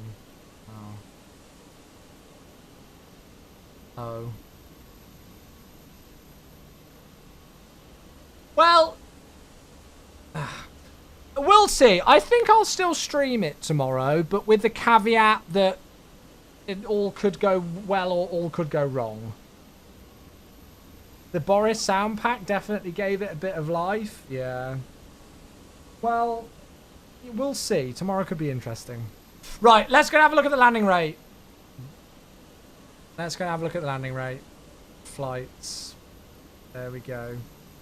Beautiful. So there was our departure out of Portland. 10 left. Nice and anti-faff. Turn to the south. We were straight in overcast clouds, so we didn't get any beautiful views too much of the city heading south. But we certainly saw some nice weather clearing up as we continued on down towards California. There's our approach into LA. Trying to spot the Hollywood sign, but didn't see anything. And the aircraft did a nice job in terms of the base turn and then capturing the localizer nice and early. So standard stuff. Looks like we were all right with the touchdown zone in the sensor line and everything. I can't really see it too well there with the 3D flight path, but yeah, looks all right. And the landing rate was... Oh, hey, a one nice! A 169, 1.01 G-force. There you go, there's all the stats. 2 hours, 10-minute block time, 1 hour, 54-minute flight time, 168.86 for the landing rate. 777 distance nautical miles and just below 5,000 kilograms of fuel burn. There you go. There you go. So, once again, on the prediction, 73% of you were correct. 73% of the points. And, well, actually, it's interesting. So, there were more people who said that I was going to land heavier than 250 FPM, but they predicted with less points. So 10 people with 77,700 points said I was going to land over 250 FPM. Only 7 people said I was going to be under 250 FPM, but they put in a stonking 250,000 points. And they were correct. So you might not get a crazy amount of a return on those of you who said I was going to be under 250 FPM. But there it is. You've got your points. You lost everything. Uh-oh. Jamie, did you try any directs on your second flight? Yeah, well, that's it. Like, I remember... I don't know. Interesting. It did safely get me from A to B and back today without too many major issues. I think the problem is, though, is that can we settle for... It didn't get me there... It got me there without too many major issues. Like, the Aerosoft... Let's not forget that the Aerosoft CRJ was the first ever third-party aircraft to release for Flight Sim.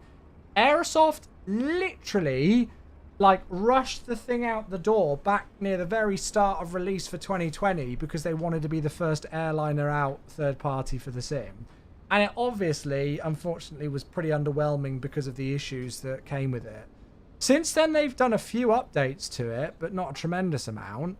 And now we've suddenly got this whole new marketing scheme with trailers coming out about a V2 version. But it sounds like quite a lot of the major issues that we've had right from the very beginning of the CRJ when it launched for 2020. Again, it was literally the first third-party aircraft out for 2020, so it's been out longer than anything else, might still potentially be prevalent. Interesting.